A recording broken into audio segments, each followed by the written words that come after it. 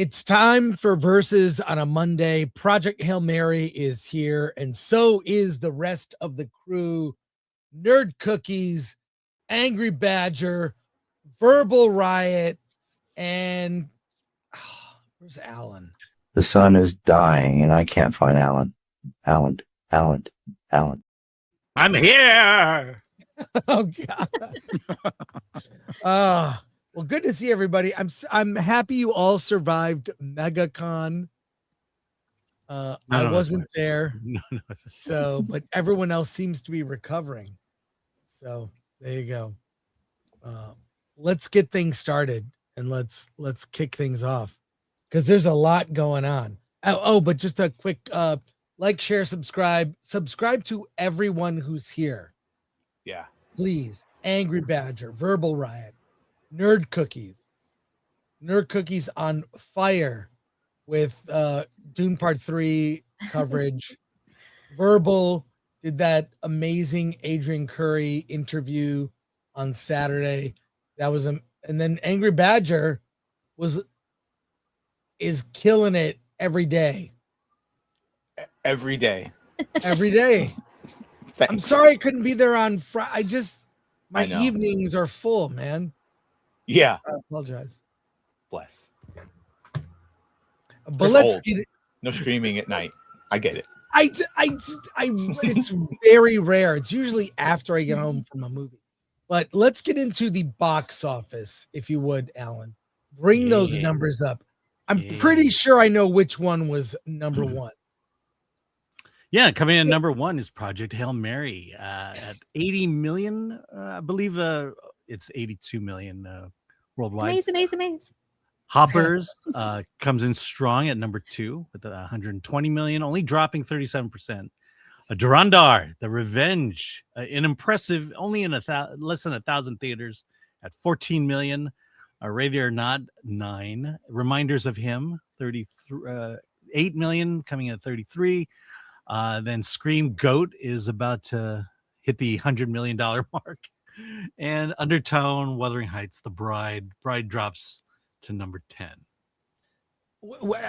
Wait, Goat is going to be worldwide gross of 97 million? Yes. Did I read that right? Yes. Oh my God. I mean, it's not Disney. It's a movie about a goat. But it is also about, it is produced by Steph Curry. So I think that a little more juice to this movie. Space Jam without the space or Michael Jordan or any of the fun. Jam, but it's 3-pointers instead of layups. Well, the worldwide gross for Project Hail Mary is around 140 million. Nice. Is that right? Oh, yeah, it looks like 175. Someone's saying 175. It needs legs. Yeah. It's a $200 million film. It needs to make like 600 million to break even. So yeah, it'll probably get there. I hope. It's definitely rewatchable. It is. It's worth multiple watches. Yes. It gets better. I saw it twice and I want to see it again. But it's so, I enjoyed it much more the second time too, even more so. There's so much to take in. Yeah, and at a $30 IMAX price, and it's selling out at the Regal down here in Irvine. So it's going to get a boost revenue wise that way as well. Yeah, I saw it twice. Hey, what's up? I saw it Dante, twice. you better get on it. I know. It's absolutely better. It's absolutely better the second time. I gave it an 8. I gave it an 8 the first time, and I saw it the second time, and I said, I've rated this way too low. It's a 9, dude. Good. It's easily a 9, maybe 9.5. Yeah. 9. Yeah. Yeah, I love that Ryan Gosling came. Well, he did those surprised the theater audience. And he said something that was just, I want to shout that from the rooftops, is he was told the audience, it's not your job to keep theaters open. It's our job to make something for you that's worth you coming out to see. Correct. And that's what they did. He really wants people to see that Star Wars movie. Wow. I'm even more excited now for it. He did a boost. Well, we are going to get into talking about Project Hail Mary. Lots of great viral videos. I want to hear what everybody has to say, but I have a treat for you. A couple trailers dropped. No, we're not going to talk Moana. Not yet. We're not going to talk Moana, but we will. Okay, we'll get into it. But let me just share this trailer. I want to get your reaction to this. I don't even know how to describe this. Let's just watch it. It's only a minute. Here we go. The sun is dying. We don't know why. Mercury is gone. Venus has already begun to decay. We have 8 days to prevent Earth from being destroyed and consumed like Mercury. Let's give them all the science we've got. Let's get to work. This needs to be handled with extreme caution. If we don't do it, everything dies. There's a Martian science emissary approaching the station. Do not trust it. If you are prepared to trust me, I'm willing to trust you. The sun is the common enemy. Go for the eject. You have no idea what that thing is capable of. Venus is lost. 5 minutes of oxygen remaining. We've lost all signal. There's not enough time.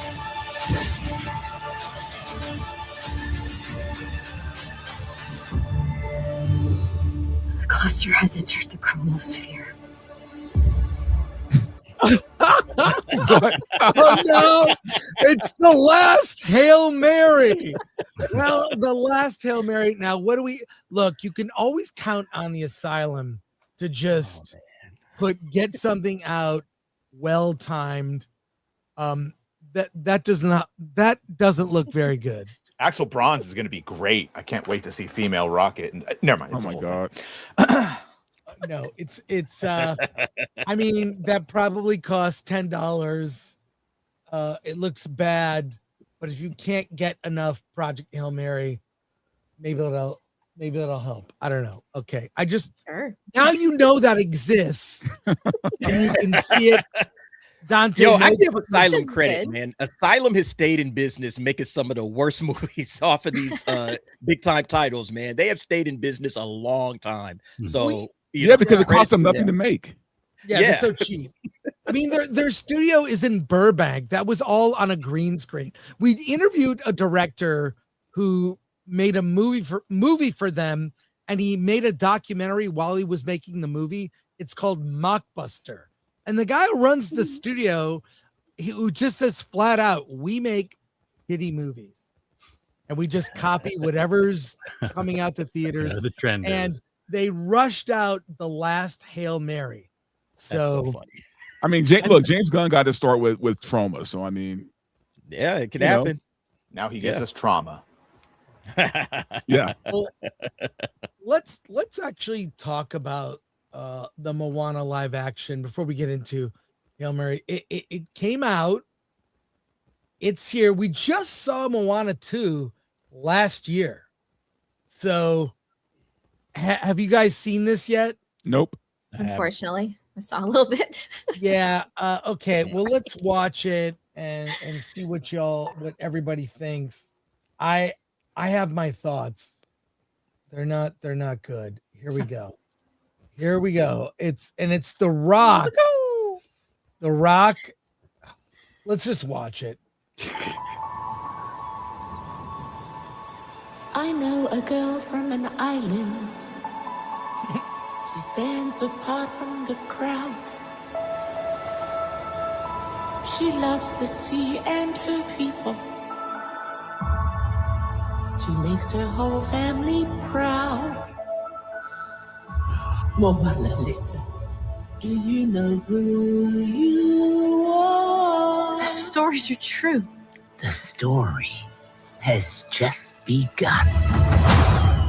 Beyond our reef, an evil darkness has found us. Moana, the ocean chose you. Find Maui.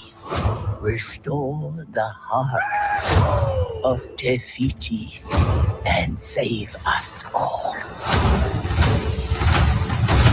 Maui, demigod of the wind and sea. Hero of men. Huh? So it goes like this. Maui, shapeshifter, demigod of the wind and sea, hero of men. Women. Women too. Men and women. Thank you. Oh, God. You're welcome. Secret light of the night in the sea, she calls me. I need your help. I'm not going on a mission with some mortal. Where's Zendaya? My island, my people won't survive if we don't make it. The ocean chose me for a reason. And it chose you too. Listen, princess, if you're gonna do this, you gotta go through a whole ocean of bad. I'm not a princess. I'm the daughter of the chief, leader of my people. I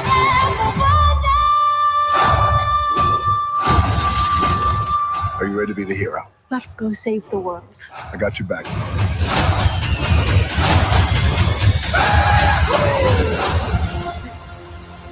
AI would have been better. What?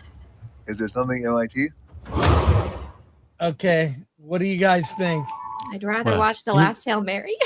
Well, the big one is believe it or not, they already. It doesn't look bad. It looks like it. Look, it's a live action Disney movie. At this point, it looks fine. It looks like it was competently made. Kids will probably love it. It's not for me. It's not for me. But it looks like kids will like it.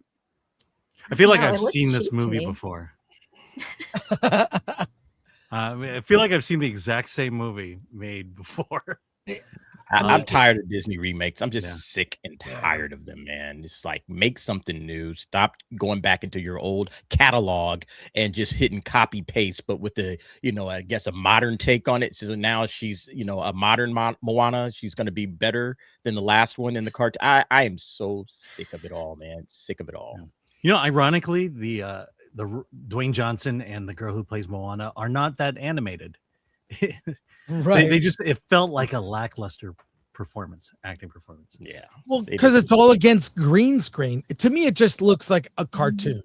The one thing to its advantage, it has the songs from the movie, the original animation, which are actually very good. The songs are good. Yeah, I'd say they're above average. They're not the greatest, but I guess because I have no expectations for this, it looked fine. I'm not going to see it, but I'm sure kids will like it. Well, how many gummies, Dante, would it take? Would it take? No, Yeah. just two.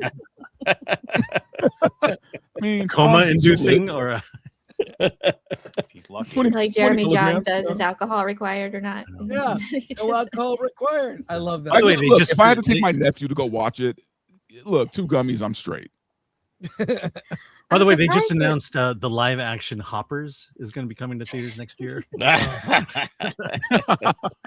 Well, coming off of One Piece again, like season 2, and just that's fresh in my mind. It just looks so much better in One Piece. It looks real. It looks more authentic. I don't know, and this just looks. I could tell the green screen, and the wig on the Rock looks. I don't know. Yeah, Actually, that's a really good point from Nerd Cookies. I think just because One Piece was so damn good, to see anything like that, it doesn't even compare, man. And when you have Disney's money, there's no excuse for it. Like I said, it looks fine for kids, I guess, but yeah. It's a cash grab. Let's just say Disney is being consistent. All the heart and soul of a cash grab you can get. Laziness. That's what it is. Yeah. Well, let's change to another topic. Before we get to Hail Mary, legend Chuck Norris, he passed away. But what's kind of sad is Variety did. Just look at this headline. Look at this headline. Chuck Norris was a great action star, but politics may overshadow his legacy. And a lot of people were pointing out that when Rob Reiner, of course, we tragically lost him, is very different. I mean, you could say the same thing about Rob Reiner, even though his politics were different. And I think both deaths are very sad. But why does this have to always come into play? Well, Chris, if you check the private chat, I put a picture of the guy who wrote that article, and you'll understand why. Oh, really? Okay. You'll understand why this happened. Okay. Yeah, I'll so, take a soy look. cuck will come into your head immediately when you see it. I know. How blue is his hair? Oh, wait. Oh my God. Is this real? This is real. This is the guy who wrote the article. This is the guy who wrote the article. Okay. Oh wow. Yeah. This is from Steph, the journalist jealous of Chuck Norris's American strength because he has none. So he has to write this article. That's the guy. Yeah. Tells me everything I need to know. Wow, that is just the anti Chuck Norris, the opposite of Chuck Norris. The complete opposite of Chuck Norris. What they want men to be. Yeah, that was very distasteful. Wasn't it like the same day that came out, or the next day? Within the same day, within hours of the original. Yeah, you don't hate them enough. Yeah, and I didn't even think Chuck Norris was like a political animal like that. He's it's not Christian. like he's. No, it's just he's not online talking politics like morning, noon, and night. That's not his thing. Like, no, but he's you're a Christian. saying Rob Reiner. You could say Rob Reiner definitely was into the politics, but Chuck Norris, like, he wasn't. Like, why would you even drag politics in about this man? It's so stupid. He's a Christian. Yeah, because of who? Yeah, no, that part. But I'm saying, yeah, that guy right there explains it. Well, here's a fun clip with David Letterman, Chuck Norris doing a little demonstration. Let's check it out. Generally, the camera would be behind. So when I throw a kick, if I throw a kick, see, right into here. see, I missed by just about 1/4 of an inch. And so when David reacted to that, if he would have reacted like he had gotten hit, see the camera, it would have been a hit on camera. It would have looked pretty good. It would look pretty now, good. when do they get the noise in there? How do they put that in? Oh, the key. Well, generally we go into a dubbing room, but many times when I do it, I'll do that. I'll go, yeah! right into here like this.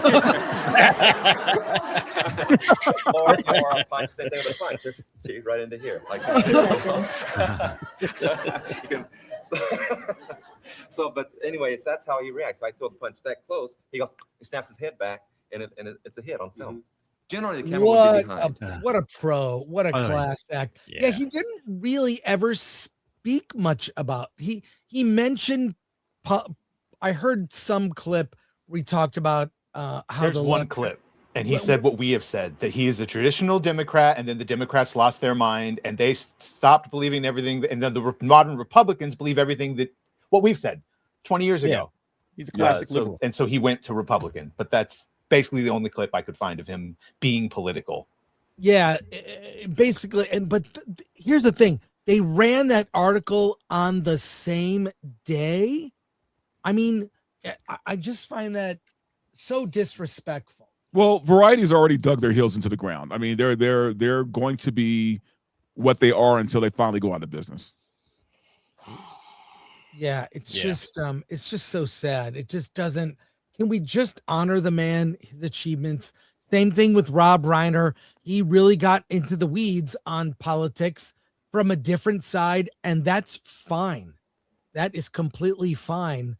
The most I heard about Rob Reiner from the right was that, hey, I didn't agree with all his stuff, with all his politics, but the guy made good movies. That's like the worst thing I heard from people on the right. Yeah, I mean, no one's questioning his legacy because he had, his political opinions. Nobody's questioning, like, even on the right, nobody's questioning that Rob Reiner wasn't a damn good filmmaker. Nobody.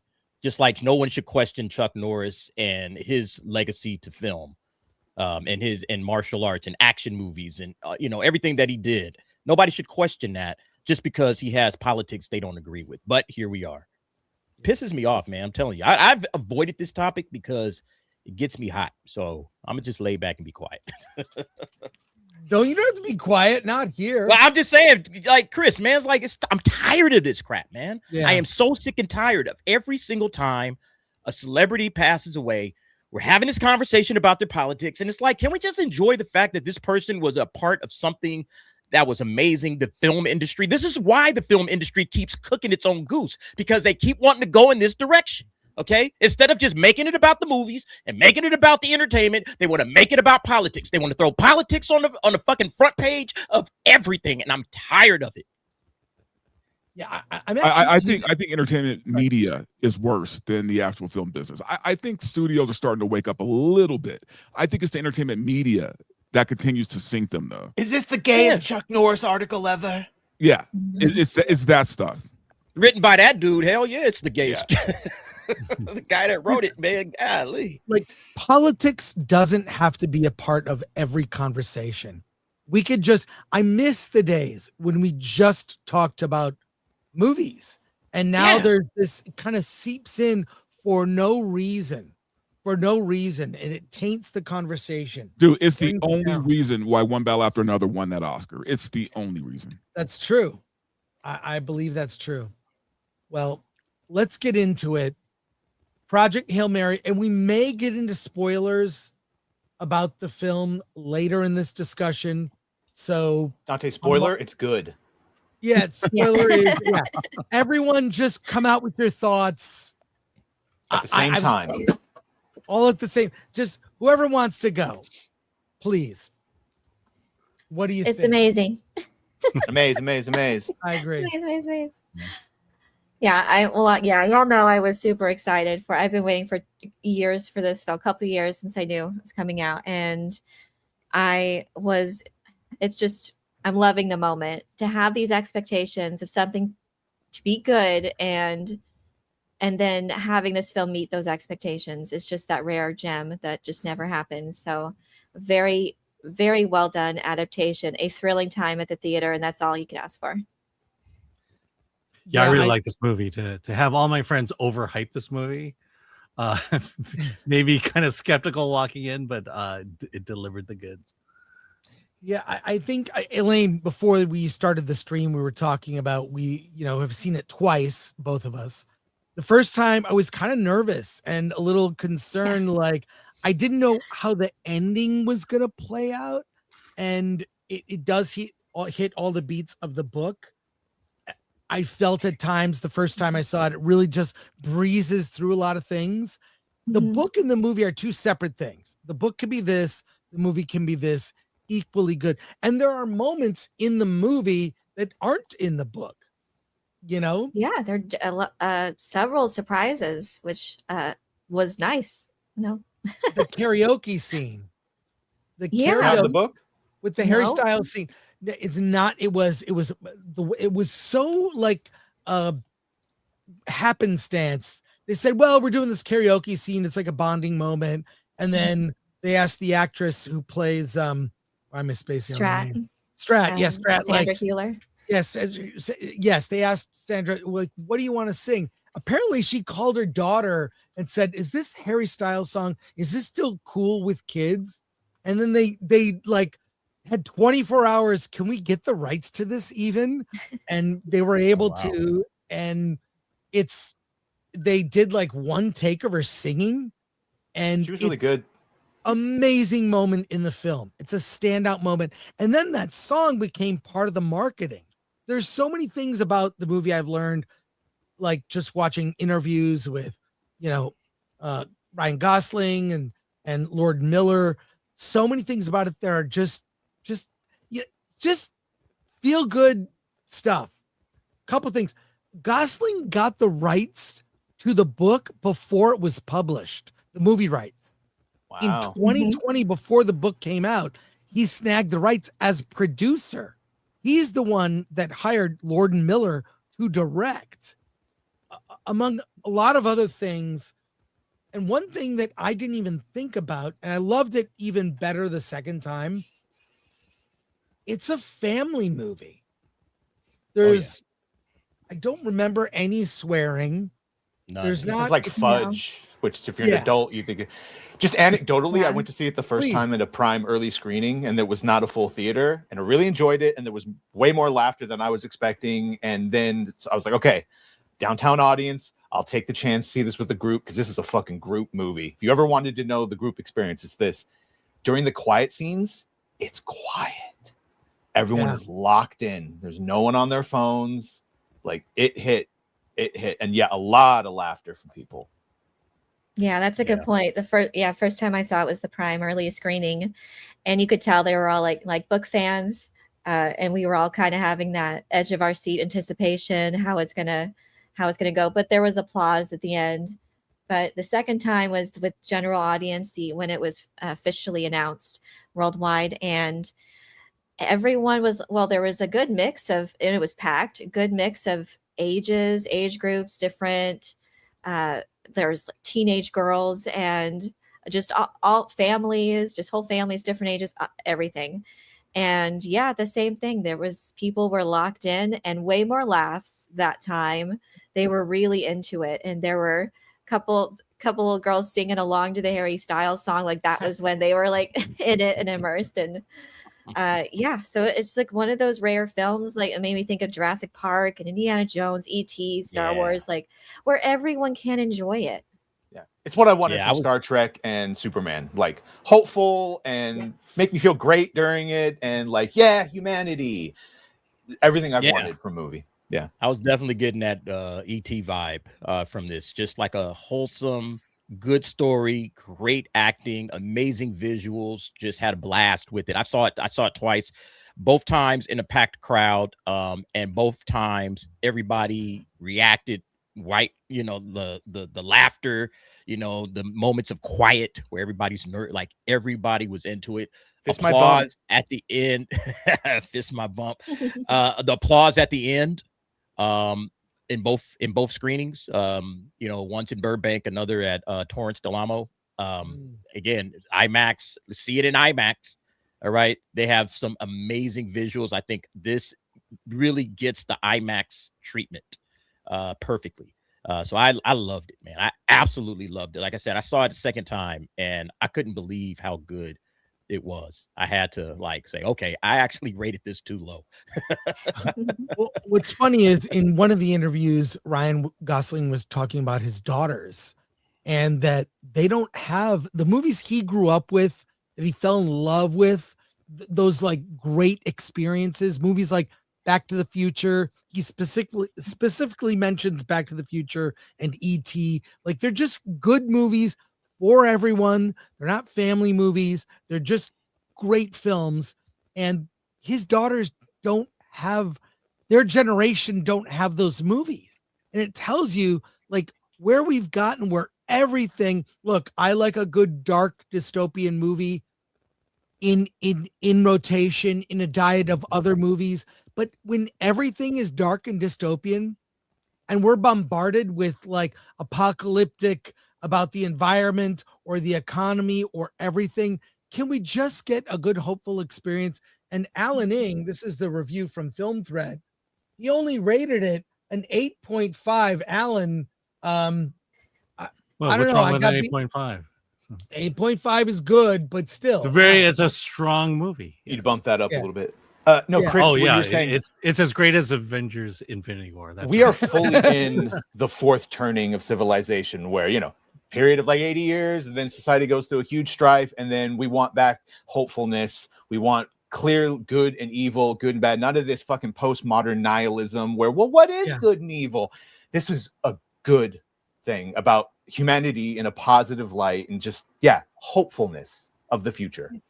Well, if you go to see the movie again, the official Project Hail Mary created a punch card. You could see it in IMAX 70, Dolby, 40X, D-Box, a premium large format, IMAX 70 millimeters, 70 millimeters, Screen X, MX 4D, and HDR by Barco. They're missing one. Your phone. How dare you?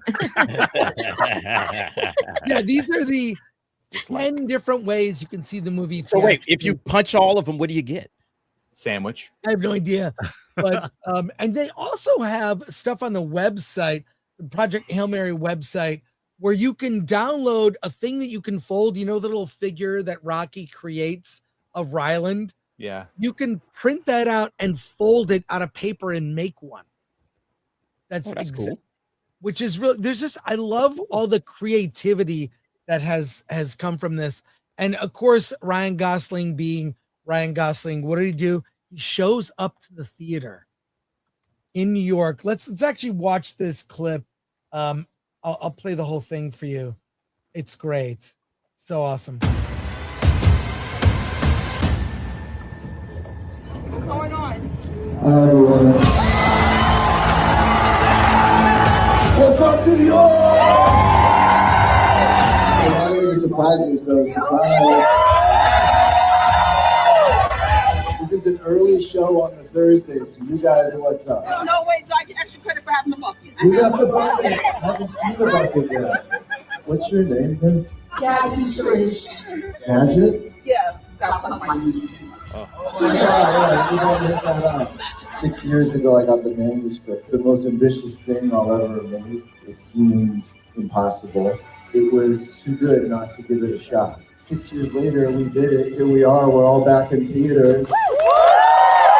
It's not your job to keep them open. It's our job to make things that make it worth you coming out. So you're about to go to another galaxy, make an alien best friend, and save the stars. This movie's for you. Enjoy the trip. All right, so He's He right. gets it. yeah, you're right. Yeah. That's I like to say that out loud. It's not your job to keep the theater open. Our job to give you something worth going to the theater for. Like, how difficult is that? Yeah. And as Hollywood lost that, this movie fulfills that in my mind, and I agree. can't wait to see it again. But what do you guys? What other thoughts do you have about all this? You say, yeah, ballet and opera. Take note. Yes, yes. What a non-controversy that Timothée That was Chalamet fun. quote. It was nothing, and is I love that the trailer came out like the next day or so. Yeah. Shut those people up. No, it was a great when it just from the perspective of just the adaptation. I thought it was a beautiful mixture of the science, the heart and drama, the action adventure. And of course, there's much more of that in the book. It's, there's way more. And so, of course, and that's what these movies should do that are based off of books is not, they should inspire you to read the book if you haven't. And so that's great that they captured the spirit and the most important story beats, the most important character traits, and just looks amazing. It was just fun experience. So that's, as a book fan, that's what all I can really hope for is if they capture that. And it was a thrilling movie to watch. Loved it. Can't say enough good stuff about it. Yeah, it's and I will say this, even though I love the movie, I love the book separately, I have some nitpicks. A couple things, I'll set this up. So Andy Weir, I saw some interviews with him. He talked about The Martian. His disappointment with The Martian is the character in The Martian, played by Matt Damon, doesn't change. He's the same person at the end as he is at the beginning. He's going to science his way out of this problem. Ryland Grace is kind of a similar character, but what Andy Weir did was have change. Like, Ryland Grace changes in this movie. He goes, he becomes a courageous, brave, self-sacrificing person, maybe not by choice, but he does that. Well, no, because then he does it by choice. Don't spoil it, but yes, he has some Right. great moments. Right. Yeah. Maybe not by choice. Yeah. Okay, might be a big spoiler. It's sort of a kind of so I'm just It says spoilers on the screen. Go for it. the Martian and Project Hail Mary end exactly the same. In a classroom with people raising their hand. Okay. And I only know All this right. because I watched The Martian recently. I'm like, I've read the book for Project. Yeah. This is the same ending with a bunch of students going, pick me, that, and then it cut to black to credit the exact same ending. Now it's fun. Is that Drew? Look, it's Drew Goddard wrote both scripts. Is that Drew Goddard's fault? Because he's the guy that wrote both The Martian and Project Hail Mary. It is his screenplay. fault. If he wrote it, it's his fault. Or it's in the books. Look, again, I'm not. It's a nitpick, not a complaint. It's just I only noticed it because I watched The Martian. I'm like, hey, I watched The Martian It before. doesn't end exactly the same. You're right. It's not exactly. I don't want to go into details. We know what they are. I can't believe they pulled that last part off. That kind of That was almost great. epilogue scene. I love it. I love the ending. And that was the most important thing that I was worried about. Well, one of the biggest things I was worried about. How are they going to end it? Because the ending is so well done. And just, I wasn't expecting it. And they really captured. Yeah, they did. Good job. Try not to be. Oh, go ahead. Spoilers. Just watch the movie. Just watch the movie. But I'll say, Rocky. yeah. Oh, another little funny detail in it is I learned this from watching many interviews with Ryan Gosling, that when somehow the subject of a mate comes up, right? Like Rocky has a mate and Ryland does not, says, well, she went off with Mark. We hate Mark. Like Mark is a friend of his. And he said that as a goof on set to sort of mess with his friend. Oh, okay. And it made it in the movie. That so many lines are, yes, it's very accurate to the book, all the beats of the book, but there are moments that were created, and especially with James Ortiz, who does the voice of Rocky. He was a puppeteer and the voice. I hope he gets recognized. It's kind of like an Andy Serkis Gollum situation. I realize there were other puppeteers, but if you see Ryan talk about it, their relationship both on and off screen and how he became the character. It's like, I don't think Rocky would say that. He would do that's somehow has to be recognized. It just, I agree. Yeah, it felt like in the spirit of the book, all the things that deviated actually, I think, added to the movie. And so puppets with CGI enhancement. Sorry, Chris, go ahead. Yeah, no, please. Like, we have to sing the praises. Practical effects are back. The reason we feel so emotionally disconnected from Marvel movies is the effects look so fake. A crypto. He's not a fucking real dog. He just looks like a fake AI. This is a real puppet. And then on the things they can't do with the puppet, they did the CGI. Like, that's how it's supposed to be. It looks so good, so real. And you can't help but think of, the Yoda puppet in Empire Strikes Back. And to this day, it still holds up. And probably my favorite moment in all of Star Wars was Yoda talking about the Force. And there's just so much emotion in there.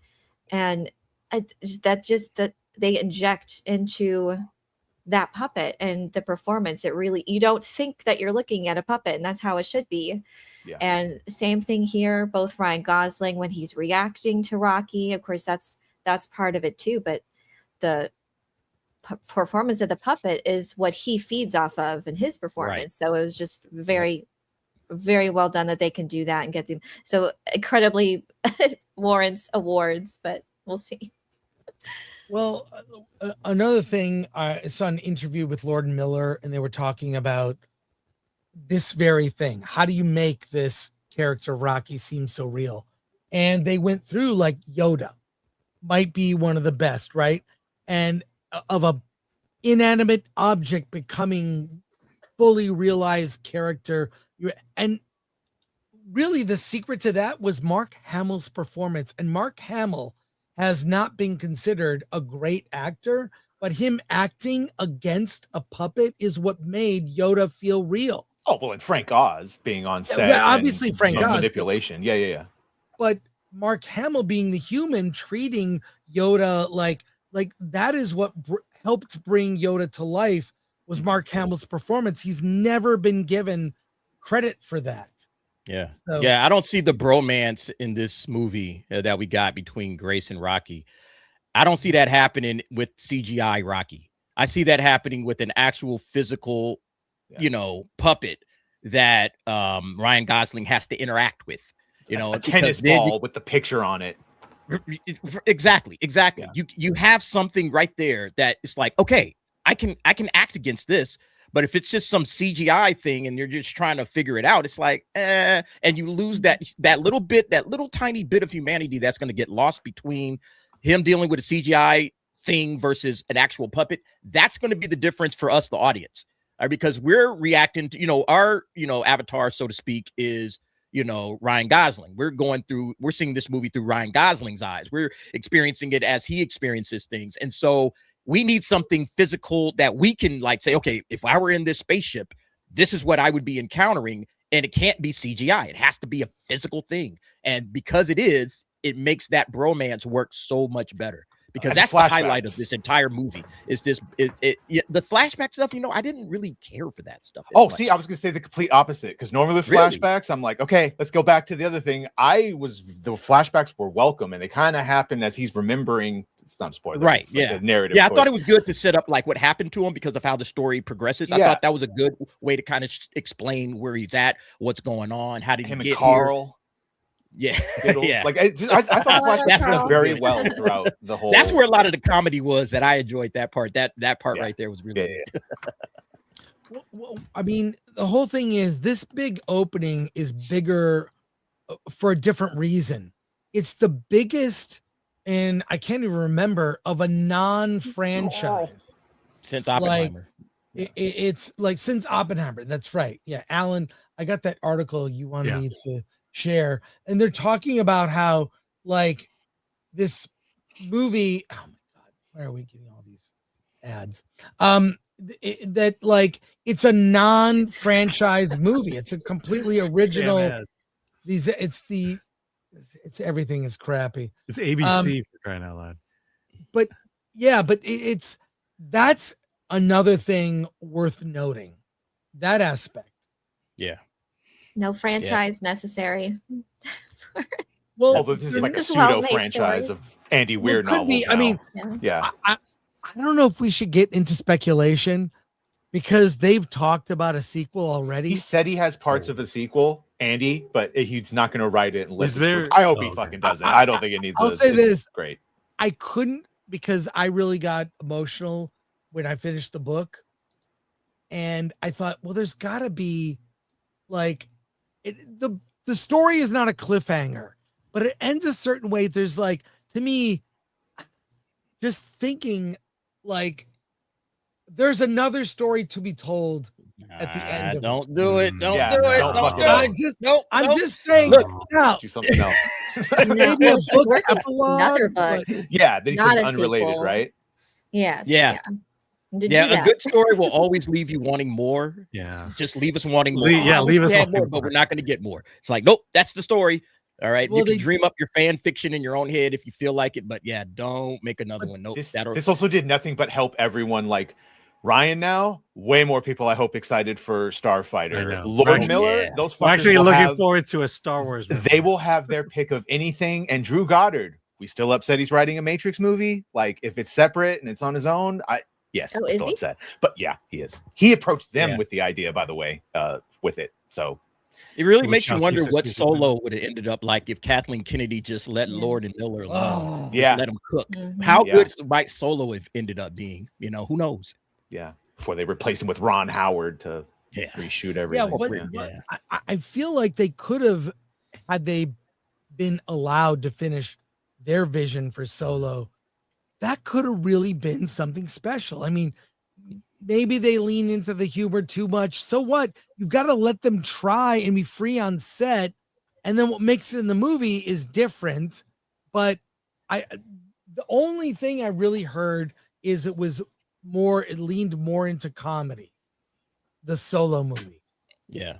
But this one is comedy. It was comedic and I loved it. Just the right way. Yeah. Just the right way. I just trust them, man. They've done a good job. Like, what do they got? Lego movie. Then they did the Spider-Verse. Now they have this. They have so also many good music. movies. This movie really shows you how important music can be to setting up how you're supposed to feel before you really get the cues of how you're supposed to feel. The score was so good. Just beautiful. Just beautiful. I hope the word of mouth really gets going on this. Sorry, Elaine, what was that? Yeah, sorry. Go ahead, Elaine. No, just that one snippet really stood out to me. The sound or the music when Grace first meets Rocky. Just that one scene, because they released that clip before I saw the movie, so I saw that and Ryan shrieking. It's so beautiful. Yeah, it's great. And everything about it. It's a cinematic achievement. In it's every kind of a department. perfect movie. Like Back to the Future is kind of for what it is. Right. It flows. The music, yeah, it's really good. But my only another complaint. My only complaint. I feel like the trailers. What? I feel like the trailers might have showed too much. I wish I didn't know as much as because I hadn't read the books. I wish I had gone in blind. See, I watched one trailer and then I cut it off. I've learned that with Hollywood. Watch one trailer, that's it. And then go see the movie if you want to see it. Because the more trailers you watch, The worse it gets. So this one I Spider-Man think trailer that we just got, I'm done with Spider-Man trailers. No more. No thanks. I think that, not the first trailer, but the rest of the trailers were perfect. It just told you what the story was about, and there was still a whole lot more movie than that. You know, just weren't expecting. You know, I think it was the ones where they were just showing you who Rocky was. The first one, you know, I felt like it was too much of a comedy, and that the tone was wrong. But when you finally see the movie, you saw why the tone was perfect. You know, the idea that the light tone was the perfect contrast against a galaxy-ending apocalypse. Yeah, and I think people would have just been too depressed going into the movie had it been taken a little too seriously or too grounded. I think this was. I think they got the tone right, and I think Ryan Gosling was the perfect choice. Yeah, I think and the way that like Ryland Grace, when you see him with his classroom of kids, and they're hearing rumors about what's going on in the world, and they're kind of informed, kind of not, and he's avoiding talking about it. So what your parents tell you about that? You know, like which I love that aspect. He's protective of those kids. So look, it is. I can't wait to see how, you know, what legs it has. I mean, there's virtually. I'm looking at the movies opening this week. It's not looking good the next few weeks. Please watch our show on Friday. We'll review all the movies opening this week, good or bad. Yeah, but look, next Wednesday is Mario. When Mario lands, that's where it's gonna. Yeah, I thought it was gonna have a really good run, and then I saw Mario, and I was like, oh well, if nothing else, this because it needs like 600 million to, you know, whatever. This might be one of those things where it maybe loses money theatrically, but then streaming and shit, it makes it. But the real victory here is just how positive the word of mouth is. Like kind of like F1, just how positive. You might have lost theatrically, but what you got in goodwill might be worth it. And some final thoughts. This movie could clean up at award season. If it wins Best Picture, I mean, Ryan Gosling's going to get he got the rights to the book. He is the producer. He made this movie happen, right? So does it have awards chances? I know, Disclosure Day. He's one of the top choices for Best Actor. Now we got to see what Timmy does in Dune 3 because that might just be insane. But now, I'm like Best Actor all the way. I think Dune is going to do it as well at the Oscars as the first two movies did. Yeah. I mean, I don't put much stock into awards ceremonies anymore when it comes to science fiction, but it is just an achievement in itself. And I've come to the point where I hope that the actors themselves realize where do they get fulfillment? Is it in these awards and accolades, or is it in providing something that the whole family got together and really enjoyed this experience, and clearly they love it, and the box office looks good, and the fact that that's what he wanted to do and set out to do in the first place. I just hope that more people have that mindset, not to try to please a fickle awards body, but just go to work and try to do your best, and people will enjoy that. Because The Martian got nominations, right? Didn't it get like Best Actor and all the things? And it did well in the box office too, but I think it wasn't as big of a budget. Yeah, the only other big movie so far is The Odyssey. Disclosure Day. I mean, I'm mixed on The Odyssey. I saw the Dune Part 3 trailer in my theater got big round of applause. Yeah, that was awesome. Odyssey trailer got no reaction. Well, we got the full Trojan horse scene at our screening of from the Odyssey. I look like Chris Nolan. What's insane is that Zendaya is in 3 of the biggest movies of the year. Yeah. Yes. Spider-Man, Dune, and Odyssey. Yeah. And who's to say so you guys aren't tired of her yet? And Jason Momoa is going to be in 3 of the bigger movies: Street Fighter, Dune, and Supergirl. And the drama with Robert Pattinson and Zendaya, which we can't wait to watch. No, I'll tell you this. I know some things about it. It sounds amazing. Does it? We're going to review it in a couple weeks. I know some things about it. And I'm telling you, it sounds weird and She pegs cool. him while they act like cats. You're gonna just I'm not gonna say anything. Wait, which movie? That drama movie where they're married. Oh, drama. The drama, yeah. Yeah. So, anyways, Project Hail Mary, unbelievable. I wish they made more movies like this. Theaters wouldn't be in trouble if more movies took this approach. So, kudos to Gosling, not just for his performance, but as a producer. I mean, he brought on Lord Miller. He got this thing got the book, got Kid's it going across places. 6 years. Look, he's directed. I mean, he is one of those rare actors that thinks like a filmmaker and a producer. He's not. Tom Cruise is like that too. Like they think like filmmakers. They're not simply actors. And the actors that think that way, you hear them talk about politics very often. Like you don't. And what did he say? He thanked the audience and said, "It's our job to entertain you and do good things. Like that's everything we want to hear." Yeah, it's not our job to save the theater. It's correct. And he's the only reason why I'm excited for Starfighter. Yes. Yeah. Well, and he talks about this and Sean Levy the way he talks about Project Hail Mary. Everyone actually wants to be there. They like what they're working on. The script is based on love of all these, like a lot of the same. I'm getting a lot of the same vibes, basically. Plus, Tom Cruise filmed a goddamn lightsaber fight in the swamp with the kid. Sorry.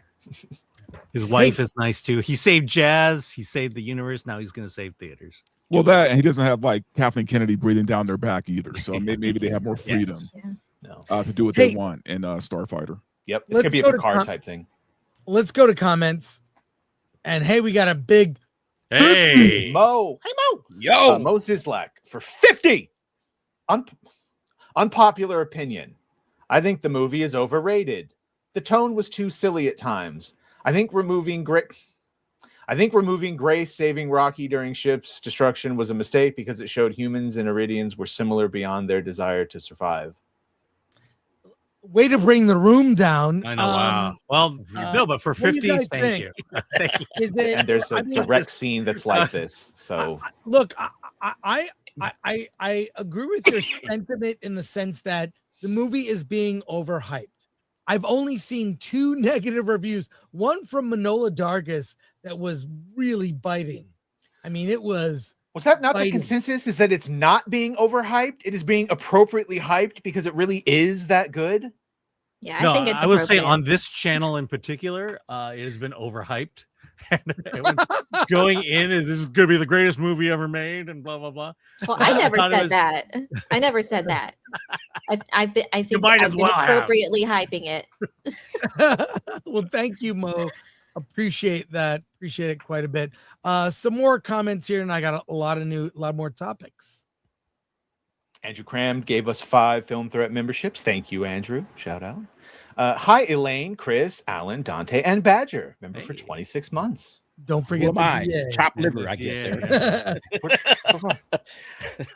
Andrew Cram for 10. Second watching in IMAX of Hail Mary was awesome. Yeah, I think it's better on second Irvine. viewing. Come down to Irvine and watch. See it in IMAX, man. See it in IMAX if you can. Alf for $1.99. Project Hail Mary looked amaze in 70 millimeter. Yeah, I wish I could see it in IMAX. I haven't seen it in Irvine. Come down to Irvine. I will go to Irvine. It's an IMAX 70 millimeter a week. Alan, they always want you to say this name. They like your. American. Yeah. Too fast. The Lock is Finnish as actor. I think you mean The Rock. The right? Lock. Oh, The Rock. The Rock. Yeah, I see that. The Lock. No. Probably. Dark Sith 87 for 20. I hope they release a director's cut of Project Hail Mary. More science to offset the humor, which I get is sugar for normies. Loved the audiobook. Really miss how Grace used his know-how to figure out the problems at hand. Movie felt short. Yeah, it's rare that we say a movie could be longer. No, it's the I perfect disagree length. with that though, but I mean, I can see why you think, because if you're a book reader, you know all of those moments and know all of the science. But I thought that they did a very decent job at like the whole beginning sequence. First of all, that he takes the time to like calculate how far he really is from Earth, and they show all of that, and they show most of the beginning testing the astrophage, the whole sequence of him actually finding out how he breathes. They took their time with that. They took their time with Rocky and establishing their communication. I don't know. So I thought there was a lot. If they put all of the things in there, I think it would get a bit extensive. Obviously, I think they had to do it in a way that was still entertaining and it felt like adventuresome, to where the nearly 3-hour movie didn't feel that long.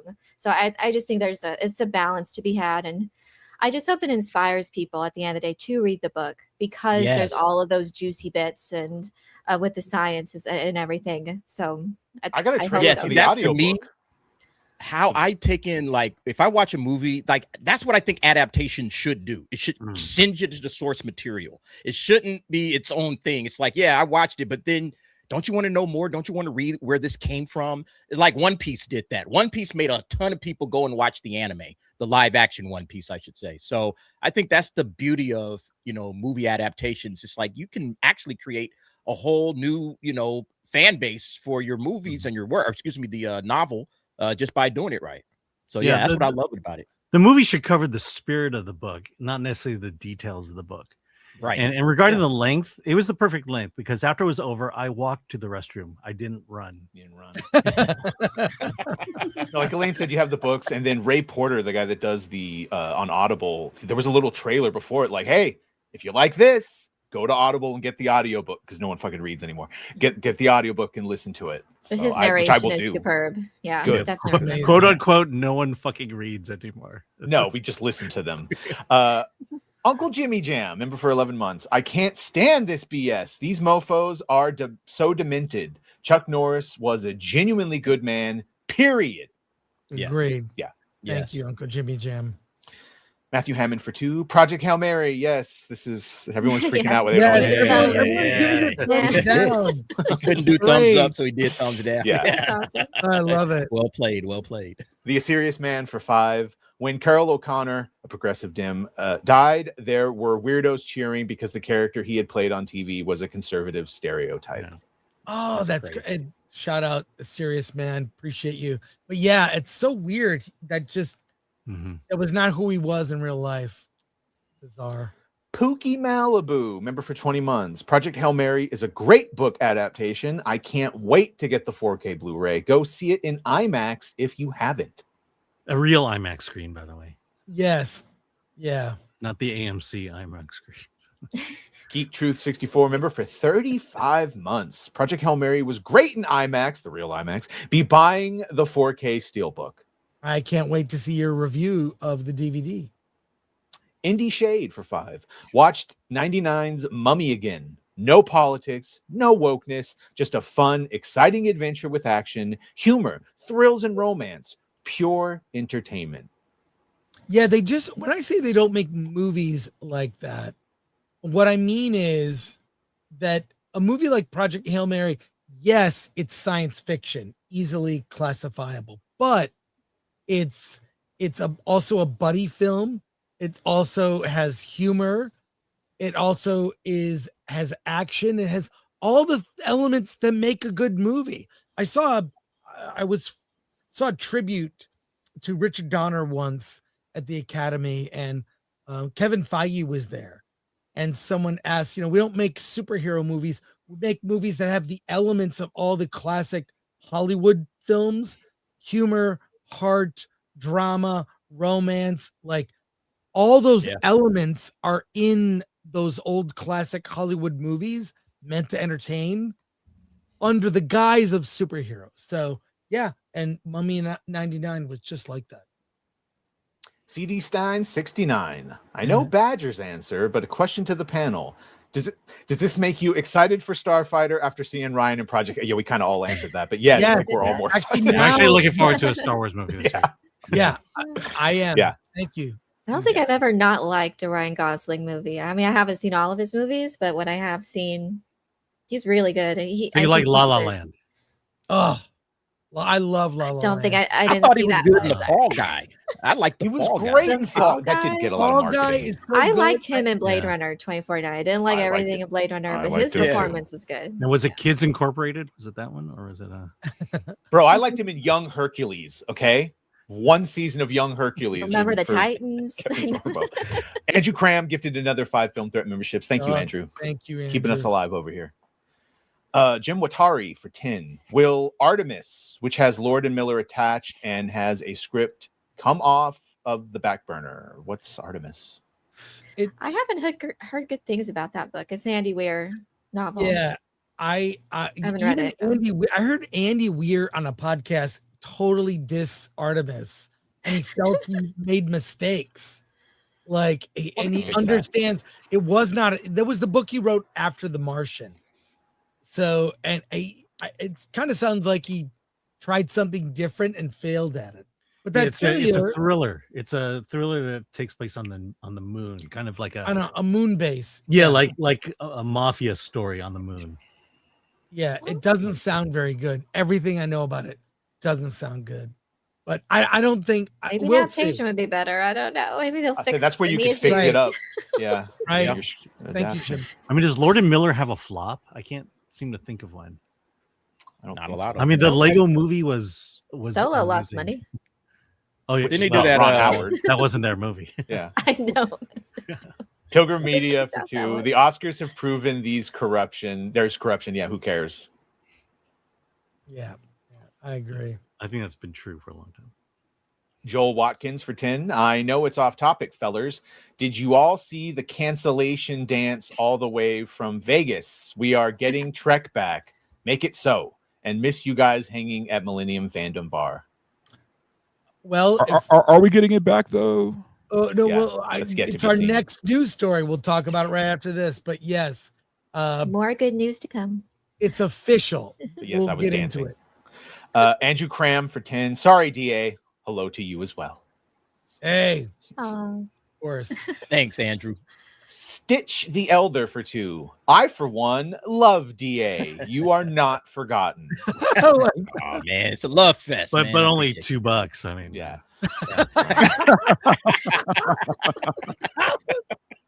Your turn out. Yeah, go ahead now.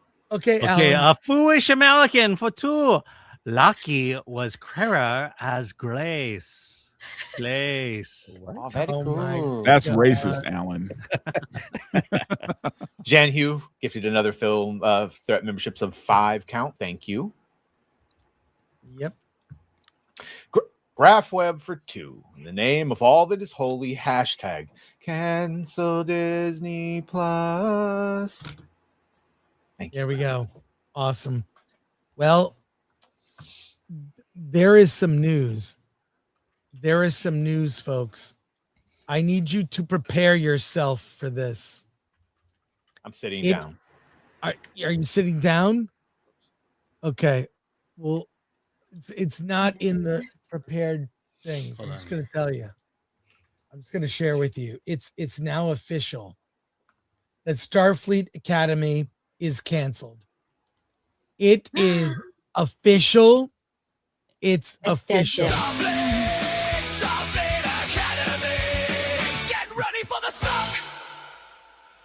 It's from Variety. By Exclusive. the way, it's an exclusive story to Variety. Yeah, Came right. out at 10 o'clock this morning. So Starfleet no one knew Ac- about this until 10 No. o'clock when they got the exclusive. Yeah, Star Trek Starfleet Academy will end with its upcoming second season. The show failed to find a significant audience, not ranking on Nielsen's top 10 streaming viewership charts at any point during its 10-episode first season. I'll bring up the story, but it's over. That's it. Season 2 we'll get to see that, but that's it. It's done. Are there? Okay, is so there the any- question now is, who does Variety blame for its failure? If it's the same as the people on the Star Trek subreddit, they blame Trump, Elon Musk, Stephen Miller, and Gary review Nerdrati. bombing. And probably Gary Neurotic. Yes. It's Gary's fault. Let's just blame Gary. It's total He took credit for it, I think, in one of his posts. He said, "We did it, guys." Well, why do you think they announced this now? Like they have a season 2 to go, but why do you think they went ahead and announced it? Kurtzman's about to be fucking walked off the lot before it makes news that he's gone and they're changing. I think he won't be there by the time this releases.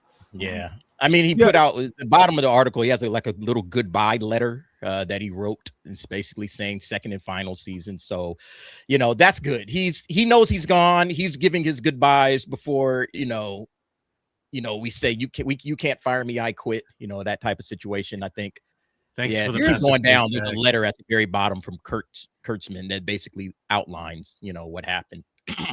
Yeah, but the question is, do they learn their lesson, right? No. I mean, that's the question. Will they actually learn from this and make good Star Trek after this, or is it just going to be another Starfleet Academy? Well, that's the question. Badger, sorry, go ahead, Elaine.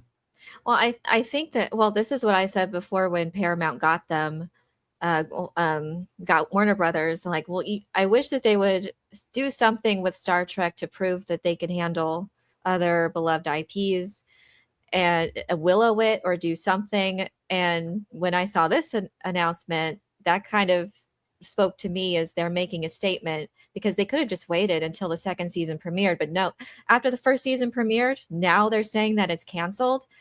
I think that's just a statement to make that Kurtzman era is done. We're moving forward in a hopefully better, good direction.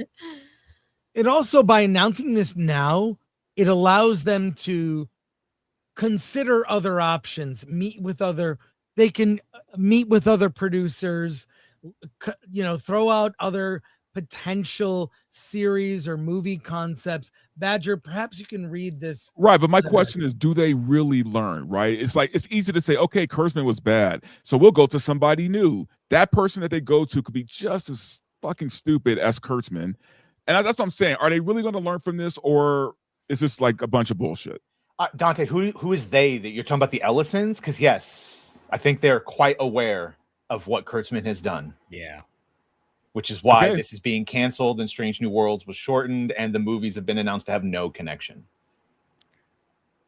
I have zero benefit of the doubt when it comes to Hollywood. I just give them no benefit of the doubt. Rightfully so. Rightfully so. I trust they will do the wrong thing every time. Well, let's see what's in this letter here. Read it, Badger. It's a long one. It's been my and Noga's joy and privilege to help carry Gene Roddenberry's extraordinary vision forward with Starfleet Academy. Thanks to the hundreds of hardworking humans who pour every ounce of their talent into work daily with imagination and reverence. We are in post-production now on what will be the second and final season. We're so proud of what we've accomplished together on this show, and the world will get to see the work of these extraordinary artists when season 2 airs. We will finish strong. Whether you're working on Star Trek or part of the marvel that is Star Trek fandom, its very heart, soul, and conscience, the joy comes from adventuring across boundaries of time, space, and the humanly possible in service to Roddenberry's transformative vision of the future. That incomparable vision was fueled by an inexhaustible optimism. Star Trek places its bets on the best in human nature. It dares to imagine a society of infinite diversity in infinite combinations, free of war, hate, poverty, disease, and repression, and dedicated to the spirit of scientific inquiry and respect for all life, whether carbon or silicon-based, green-skinned or blue. But make no mistake, Gene Roddenberry wasn't some starry-eyed dreamer. He was a decorated Army bomber pilot in the Pacific Theater. He had seen firsthand the grim consequences of the worst of human nature, and his vision of the future wasn't just a promise of hope, it was also a warning. In a fraught, frightening time of intolerance and violence, Star Trek said, look, we made it, but just barely. First, we had to pull all those ancient scourges behind us. It said that what makes us as glorious as a species and gives us hope for the future and the galaxy is inextricably linked to what makes us dangerous to each other, to this one world we presently inhabit, and to ourselves. That dual message of hope and of warning isn't just a petty dream, but a call, or pretty dream rather, but a call to action, to talk about who we are in a different ways. Please don't take our word for it. Take Gene's. Do you want me to read the Gene quote? Yes, but read it in a different accent. Read it like sound like Gene Roddenberry. Star Trek was an attempt that humanity will reach maturity and wisdom on the day that it begins, not just to tolerate, but take a special delight in differences in ideas and differences in life forms. If we cannot learn to actually enjoy these small differences, to take a positive delight in those small differences between our own kind here on this planet, then we do not deserve to go out into space and meet the diversity that is almost certainly out there. With enduring hope that his vision of the future is possible for our children, their children, and every future candidate in cadet rather in Starfleet Academy. Sounds like Irving Kershner. Yes, there. I just went deep. He's Very an good octave or Irving two lower. Kershner. Well, what do we think? Do we need to do a eulogy for Starfleet Academy? You're doing a funeral? Is anyone surprised about this? I am very shocked that a Klingon in a dress couldn't sell this show. Yes. I am shocked. Yes. Yeah. By the way to co-op what Gene was really talking about and saying to somehow this means like transing the kids and fucking gay Klingons in skirts. Well, what it says is that we didn't truly know Gene, and only Alex Kurtzman did. Army veteran. I'm sure he never said some fun things to his fellow soldiers. Well, yeah, I mean, honestly, I don't care about any of that. Can you write a good story? You know, if you can tell me a good story, I don't really care about all your other little nonsense. And that's the problem. These guys ingested too much of what they thought Gene Roddenberry was trying to say instead of just telling us a good story. Just tell us good stories. That's all we care about. We don't care about all this other gobbledygook that he's talking about. Well, they probably took more time to write that farewell than anything in the show. Yeah, right. Well, I think it just shows that they'll turn it around in season 2. Oh yeah, I'm sure it's going to be much better. Honestly, I just want Hollywood to get back to Hollywood, man. Like I miss when studios just want to make money. I miss when actors just wanted to be famous and party and be rich and do cocaine and all kind of shit. Like I just want Hollywood to go back to what it used to fucking be, and that's saying a lot because Hollywood was always an awful place. But at least there was a purity there, right?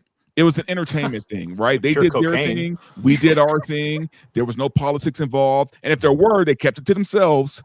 They kept it to themselves, and they just made fucking movies. I just want them to go back to that. Yeah.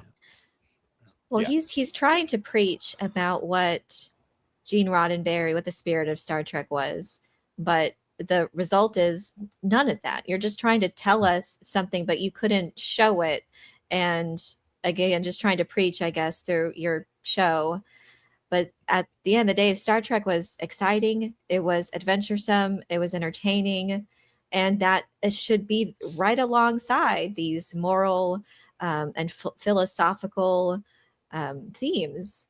So he just has a fundamental misunderstanding. I hope they willow this thing, and I hope season 2, because they would just pour more money into post-production. And if they've already canceled it, what's the point? Oh, well, what Star Trek has to do is they have to kind of get back to what they were, as far as there was a time where Star Trek was for everybody, man. People in the valley to people in the hood would watch Star Trek. Everybody watched Star Trek. It was accessible for everybody, right? And yeah, it became a very niche thing where if you're a hardcore nerd, you knew all the Star Trek lore and all this other stuff, but there was still this level of accessibility to people who weren't that, right? My grandfather loved Star Trek. He wasn't into science fiction and all this stuff, but he loved Star Trek. They need to find that again. They need to find what makes it accessible to everybody. Well, and they might be able to. The problem is it's not going to be accessible to everybody if you're preaching and you're propagandizing, because that only leans to one side, the side that agrees with your propaganda. Like what did he call it in there? Was that a call to action? He's like, this is a call to action. It's like, remember, what the hell is a call to action? It's a TV show. That's right. It's not a call to action. That's the group that writes that shit about Chuck Norris. That's the group that thinks half the country, because they voted for Trump, is in fact a Nazi. They don't want to make it for everyone because that would mean making it for the Nazis. Right. So, but now you've got and this is why they melt down about Paramount and the Ellisons, because the Paramount Ellisons will make it for everyone. But being middle of the road now, and that's what Chuck was saying, just being middle of the road, they've gone so far to the left that we're all alt-right. So just making it for everyone means that you are part of the enemy. They solely wanted to preach to people instead of asking questions, instead of just presenting a story where people were inspired people to think. It was telling you what to think. And that's a very different style. And obviously it, like Variety even said, it didn't find an audience because it wasn't entertaining. I got to give credit to Alex Kurtzman, though, because over the last 3 weeks, he finally did research on who Gene Roddenberry was. Just read the wiki real quick. Hey, real quick story here about Netflix. They were accused of telling filmmakers to repeat the plot in dialogue, which there's evidence for. That happens. Sorry for this from the Independent. But I know you mean have like no when Matt evidence Damon for it. said it? Yeah. Yes, when Matt Damon said it, and also I watch Netflix. You don't have to. You can be. And I've often said this is a show where I can fold my laundry. I don't have to pay attention to the show. But we have notes for this, Badger, if you would. Yeah. Netflix denies the claim that it tells filmmakers to repeat the plot. Matt Damon recently criticized Netflix for allegedly shaping films for distracted viewers, pushing for early action and repeated exposition. Netflix leaders firmly reject the idea. Film chairman Dan Lin insists there's no such principle, adding that their content does not repeat plots. Chief Content Officer Bila Bajaria calls the claim so offensive to creators and filmmakers and says critics are making things up. Some creatives back Damon's concerns. Jamila Jamil says the approach is a directive that's being handed out, explaining that writers are told to make dialogue more obvious so viewers can follow along while doom scrolling or shopping online. Criticism of the shows like Stranger Things for repeating plot points adds fuel to the debate, reinforcing the divide between filmmakers who see a growing problem and streaming executives who deny it exists. It's called second screen viewing, and Damon was hardly the first person to talk about it. He just talked about it publicly on a big show. Yeah. What do you guys think? Yeah, they're lying. They absolutely do it. You know, Damon didn't just pull that out of nowhere. You know, that's absolutely, because that's anti to what a filmmaker would want to do or a television show would want to do. They don't want to, you know, dabble. Oh, we got to repeat this for the audience that's not really watching this, just kind of listening in on the background. And they say, yeah, because that's what Netflix is about. Again, Netflix doesn't care. They just want to keep you on the platform. That's all they care about. All right. They're a tech company. They're not really a studio, a television studio full of creatives that think on a creative level. They're just here to keep people's butts watching, keep you in, you know, subscribe to the app and watching whatever programs you want to watch. And so, yeah, it makes absolute sense. That would make more sense for a TV show to do that, right? I think for a movie, I think it's ridiculous. That was the concern. They're going to turn everything into streaming, which really meant they're going to turn everything into second screen viewing, which meant no stakes, everything front loaded. Remember, you remember, and then it ends and you go to the next thing while you're folding fucking laundry, as opposed to Project Hail Mary, where you left your house and you went through a journey. Well, no surprise, and their denial doesn't matter because when you watch the shows, it's very obvious. So the real headline is I'm going to do something that I'm going to say something, and it's not that I'm on their side by any means, but I get when Netflix, if they are doing it, which we know they are. I kind of get it because watching a movie at home, especially on your laptop, is very distracting as far as like there's other things going on. You don't have that enclosure that you have at a movie theater where it's just you and the screen. You know, you got a lot of things going on when you watch a movie at home. You just do, right? So if they were doing it, then I understand why they would have that policy. I just think it's a stupid policy. Yeah, I mean, you're just confirming that Netflix doesn't make movies; they make content. Yeah, which I've been saying forever. They make content. They're not a studio. They are a tech company. Dante, what you just said sounded like, I don't know if they are lowering the test results for the schools, but I understand why. I don't give a fuck.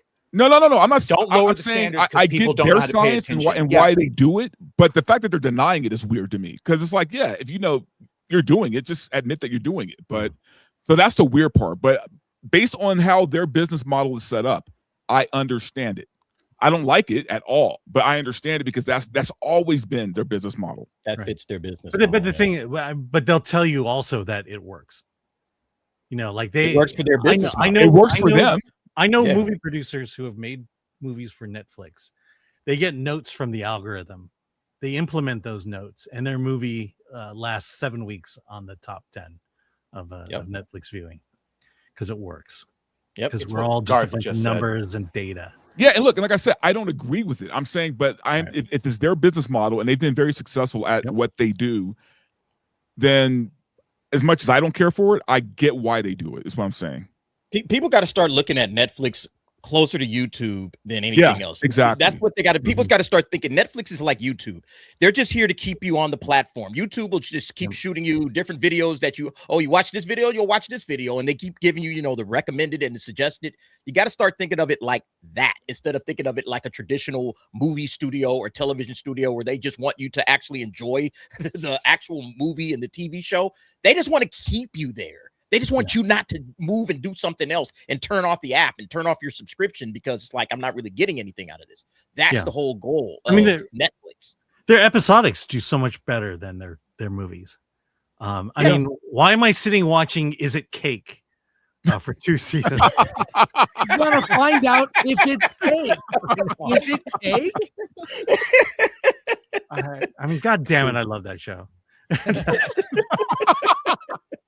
I mean, he slices through things and it's like, oh my God, it's cake. I get it. They make money. Alan, you were one of the first people, like, they don't give a shit. They just want to get people to their site. They don't even care about subscriptions. But it's kind of like, again, it's kind of like me in school.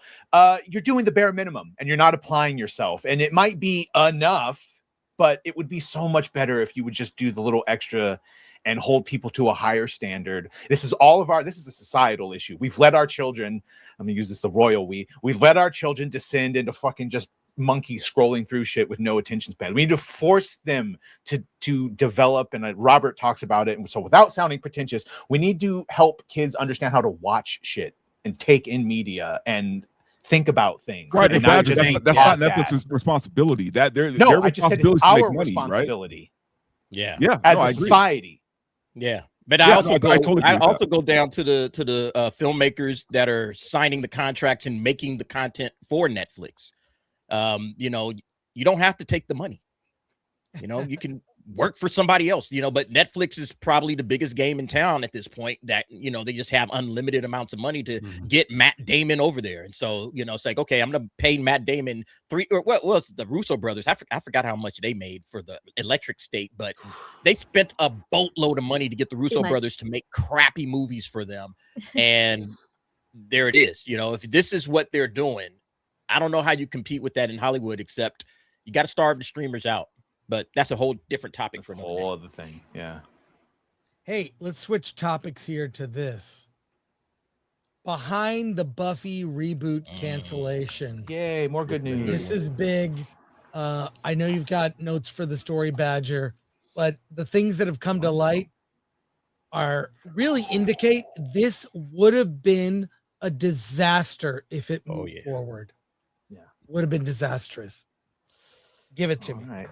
The Buffy the Vampire Slayer new Sunnydale pilot focused primarily on a new Slayer, Nova, a 16-year-old with Buffy herself barely appearing. In the original draft, Sarah Michelle Gellar's Buffy only shows up briefly at the end, living a normal life in New York, signaling a major shift away from the original series' core characters.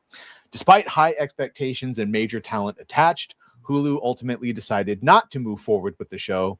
The decision shocked fans, especially given Buffy's legacy and Gellar's long-awaited return. The pilot reportedly had multiple problems. Chloe Zhao's artistic style was seen as too niche and not mainstream enough. The episode lacked proper coverage and would have required reshoots. New characters were underdeveloped and underdirected. The show skewed too young, partly due to the new lead. The reboot leaned heavily on new mythology and characters, with Nova forming her own Scooby-Doo gang while dealing with resurrected vampires from Sunnydale's past. However, the limited role of Buffy and heavy exposition needs may have weakened the pilot's impact. Sarah Michelle Gellar publicly blamed a Hulu executive for not understanding the original series, saying he was proud of never fully watching it. This highlights internal conflicts and a lack of alignment on the show's vision. Attempts to revise the pilot, including adding more Buffy and aging up the tone, did not meet Hulu standards. Executives ultimately felt the project couldn't be fixed and chose to cancel it rather than invest further. Hulu still controls the rights and may attempt to reboot with a new creative team, while other distributors have shown interest. For now, however, the revival is effectively stalled, leaving the franchise stuck in development limbo. Yeah, and there have been some leaks of the script. Oh, yeah. That sound god awful. I read the whole one, and apparently the script that we got was not the revised one that they added. But if it was any indication, oh dear God, it would have been worse than Starfleet Academy, and I'm not being hyperbolic. Yes, it was on the level of Starfleet Academy writing. It's like Powerpuff Girls reboot kind of stuff. And I want to say, R.I.P. Nicholas Brandon, man. Xander Harris of the original Buffy. He died way too young. Love that character. Love the guy. Met him a few times at Comic-Con. But no, I was happier to hear this news than I was to hear about Starfleet Academy. I'm a huge Buffy fan. I was so glad they canceled this because there was no way this was going to turn out well. No Joss Whedon, and I'm saying this about the Firefly thing too. No Joss Whedon storytelling, and also, I mean, let's not forget who owns Hulu, right? So it's Disney. So, like, I am extremely happy that this show got canceled. And Chloe Zhao, I'm sorry. I'm sure she made a great movie, but she got to stay the fuck away from comic properties. Why does she want to do these mainstream things? I don't know. That was the criticism. So well with stuff she comes up on her own. She's a movie director, and television is different type of directing. And apparently, she had very minimal interaction, didn't direct them properly. And then, you got to stop. You got to stop. Yeah. And honestly, good move. Sarah Michelle Gellar, honestly, she doesn't need it. Like, she didn't need this reboot at all. So I'm happy for her that it got canceled. Yeah, I'm sure she was the name needed to get at least the pilot greenlit. Yeah, but from what I read, she didn't show up to the last episode of that season. I mean, that's what I read. There might have been different scripts out there, but I kind of feel bad for Nova, the main actress, who was Fern from Skeleton Crew, but also this probably saved her from having a shitty first season and ruining her career. So, yeah, you gotta have Joss Whedon. Where is Joss? He's blacklisted. Yeah, he's in director. He ain't coming back for Bill? Which makes no sense because it wasn't even a Me Too. Ooh, he said mean things. He didn't want Charisma Carpenter, whatever, to have her baby. Blah blah blah blah blah. He was an asshole. Guess what? Most directors are assholes. David O. Russell, they all the creative people in the world. Creatives are. I'm an asshole. If you have creative, you have strong feelings. Quentin Tarantino, he's an asshole. Man, yeah. From what I've heard and seen about James Gunn, I don't understand. Yeah. Well, and also, and like Badger said, there was nothing sexual that happened with Joss Whedon, as far as I know. So, but it was around that Me Too era where everything was about mistreating actresses for whatever reason. It's like if any kind of mistreatment came out, you were the worst person in the world and you needed to go down, and that's what happened to Joss Whedon. Like Spike, the guy that plays Spike, James Marsters came on. And so like, he pushed me up against the wall, but like I could fucking kill you anytime I want, because Spike was supposed to be a temporary character and got way more popular. But he was like, but that was just the thing. It wasn't. It's pretty par for the course. Dude, Werner Herzog chased Klaus Kinski around a film set with an axe. Yeah, with an axe. I mean, there are plenty of stories of directors and producers being assholes. I mean, I feel like that's the default setting in Hollywood. And there are times, I hate to say, I've been on a film set where you need someone to be an asshole. It's usually the first AD who says, it Quentin Tarantino? Isn't he also strong personality? But I mean, you're trying to make something creative through sheer force of will sometimes. and people need to quiet on the set. James Shut up. Cameron. Yes. James Cameron is legendary. Michael Biehn tells a story where James Cameron was like, now, Michael, that's exactly what I don't want. And Michael turned to him. He goes, now, James, we all know you can do every job on this set better than we can, but you can't play Kyle Reese. So give me a line read. And then he doesn't, because that's the world you're in. Man up, put your big boy pants on, and fucking deliver. Yeah, if But you're not no. an asshole, you're gonna get something like Starfleet Academy. On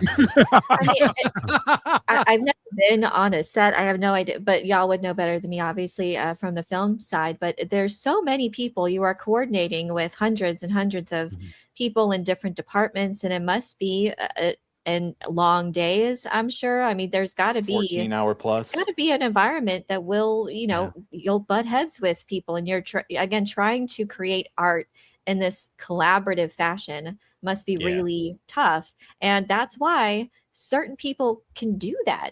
And obviously you can't just jump into it and think that you can do it just because, oh, I can do it. No, you have to learn. You have to learn this craft and be on set, and not everyone can do it, obviously, is why Chloe Zhao just didn't work. This isn't for you. It's not for everyone. Well, she said, didn't they, Sarah, I think she said that the executive producer was giving him hell because he wasn't even a fan of Buffy, and he constantly was kind of getting in their way. I thought that was the more interesting. Maybe I don't know. That's what Sarah Michelle Gellar said, but She said one of the executives, was proud to say that he never watched all of Buffy and all of that. But I don't know. you I mean, read like, that- try to imagine being in that environment, like Nerd Cookie said, where everything's got to be collaborative, and then one of the executive producers is saying, "I'm not a fan of this. I'm not really into this," and then it makes kind of sense when you see this thing is getting its plug pulled this early. I don't know. but We when you haven't see seen the the trailer, pilot- but the pilot script was absolute When trash. you read that so- script, it's like, well, that yeah, must be I saw executive. it, bro. That was- We've had situations where certain leaks have come out where Christian Bale on a set got Oh, he was upset. right. He was trying. There was Yeah. another one where Tom Cruise had a freak out. We're trying to get a movie made. Having been on film sets, there's at least going to happen a couple times where people get pissed off because you got to make the day. You've got to get the thing Gotta done. run a tight ship on that. You run it. It's very much like a military operation, and people have to, in order to get the thing done, sometimes you have to be an asshole. I am certain that he was an asshole. Yeah. But To that I say, good for you. but you've got to sort of check yourself, put your feelings aside. We're all trying to get a thing done to get it done. It sounds like the creative vision for this thing was completely off and not gonna satisfy You fans. need Joss Whedon if you were going to do that. Was the first. You start off on the wrong foot, and then they kept making bad decision after bad decision. It seems like this is what will happen. So if you're serious, if you really wanted to succeed, you have to really think about what's necessary for that to happen. And Joss Whedon, his involvement absolutely is necessary. No Joss Whedon, Buffy barely in it, filled with modern Starfleet Academy cadet Scooby-Doo gang. The feminism, all the things that, like, the first page, solidarity, allies, like, oh my God, they're not even joking. Horrible. Yeah. I've actually developed a newfound respect for Joss Whedon, man, because so many people have tried to do what he does and they can't do it. They keep trying. They keep trying to do what Joss Whedon does, and they can't. Oh, he's one of a kind, man. You can't repeat him. Yep. Hey, one last story actually to end the stream with.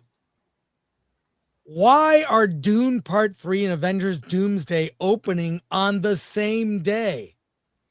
This is a big question a lot of people are asking. From Variety, neither Dune Part 3 or Avengers Doomsday, both opening on December 18th, are expected to move release dates. Exhibitors worry Sony's Jumanji 3, set a week earlier on December 11th, will get crushed after its opening. Most assume there's room for the two behemoths to coexist, given the box office popularity of the Christmas season. We've been desperate for all these years for volume, says exhibitor Chris Randleman of Fix Brewhouse. Here is volume. It's the best case scenario ever. What do you guys think? Are we going to see a Doomsday? And I want to see, what do I want to see? I want to see someone wearing a Fremen outfit with Dr. Doom mask. Oh, I think that's cool. the perfect, All right. perfect cosplay mashup. It's right there in front of you. A Fremen outfit, a Doom mask. What do you think? But I what do think we- it's a ridiculous mistake. But here's the thing. I think there's enough room in December for both those movies. You got to give them 2 weeks apart, man. Like one starts at the beginning, one starts at the middle of the month. I think the same day it's weird. It's going to collide. And for me personally, after seeing Dune, the Dune trailer, like I haven't seen Doomsday yet. Obviously, no one has, but I'm way more excited for Dune than I am for Doomsday. Like I cannot wait for Dune. Like that's probably the movie I'm looking forward to the most right now. I think every other movie though that's supposed to come out that month should probably think about moving to a different month, man. Jumanji is going to get destroyed. Oh I had no idea that was coming out until just now. Like it just is. Jumanji, any other movie coming out that month might as well not even bother, to be honest with you. I think there's wisdom in what you're saying, Dante. But at the same time, it's December 18th, which is the day before winter break for everybody. Some people get out earlier than that. You're going to have 2 weeks where you're not in school, you're doing little work. And so, it's possible to see 2 movies in a weekend. Sure. I'll say I'm going to watch both. This is fine. Yeah. I mean, that's the thing. That's the harsh reality of it. People, I just think watch you it. box This office, is the though. perfect timing if you're relying on people double dipping over the weekend. I'm Well, I seeing mean, come Dune on, in Alan, winter break or IMAX. not, people are going to watch Doomsday, right? I mean, they just are. I mean, and I personally think Doomsday is probably going to make more money just because it's Marvel and just because it's a huge event.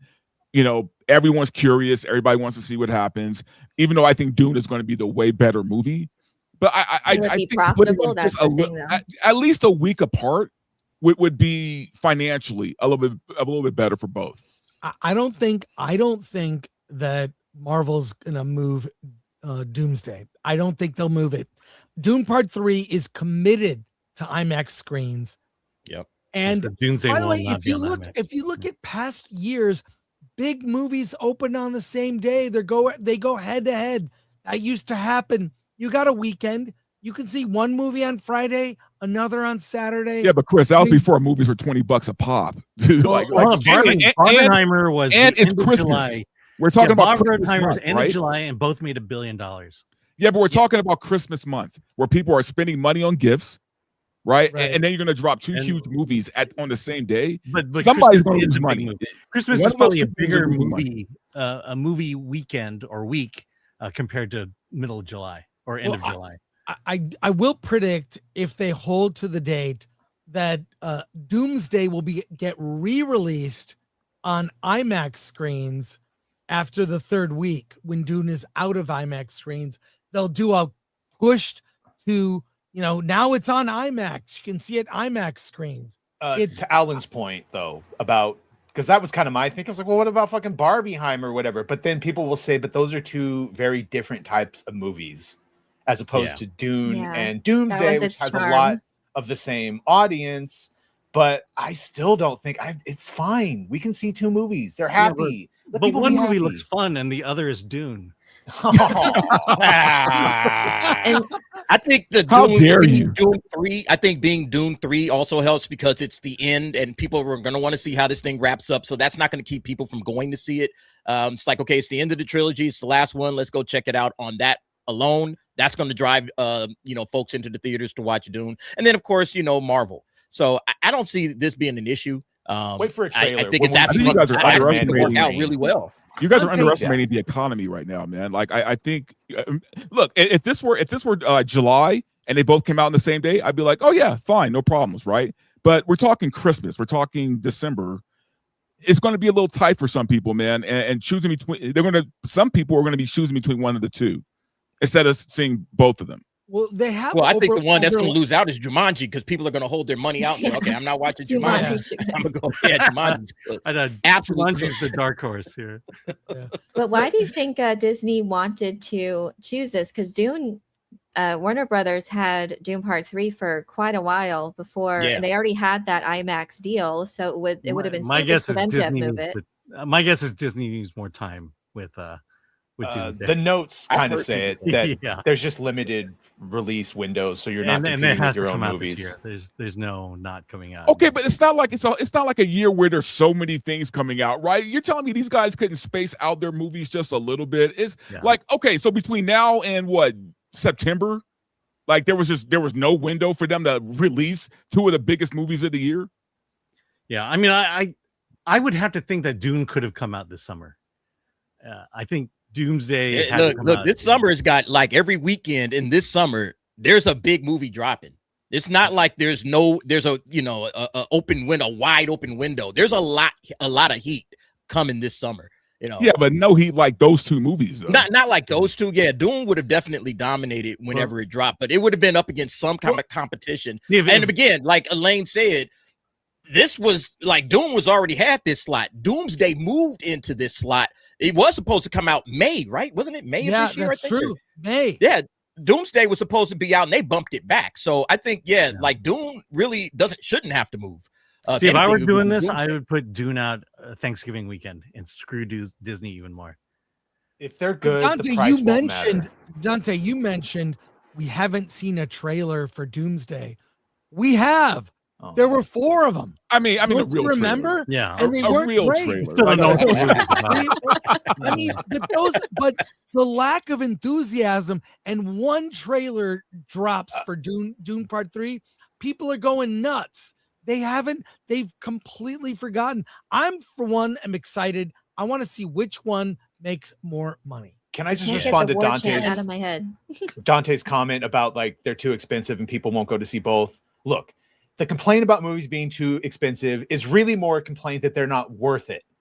Yeah. They used to get a Project Hail Mary, and all of a sudden, I don't hear anyone complain about the price. And here's the real thing: everyone that says they're too expensive, they go spend $10 for fucking coffee at Starbucks and $50 on Grubhub.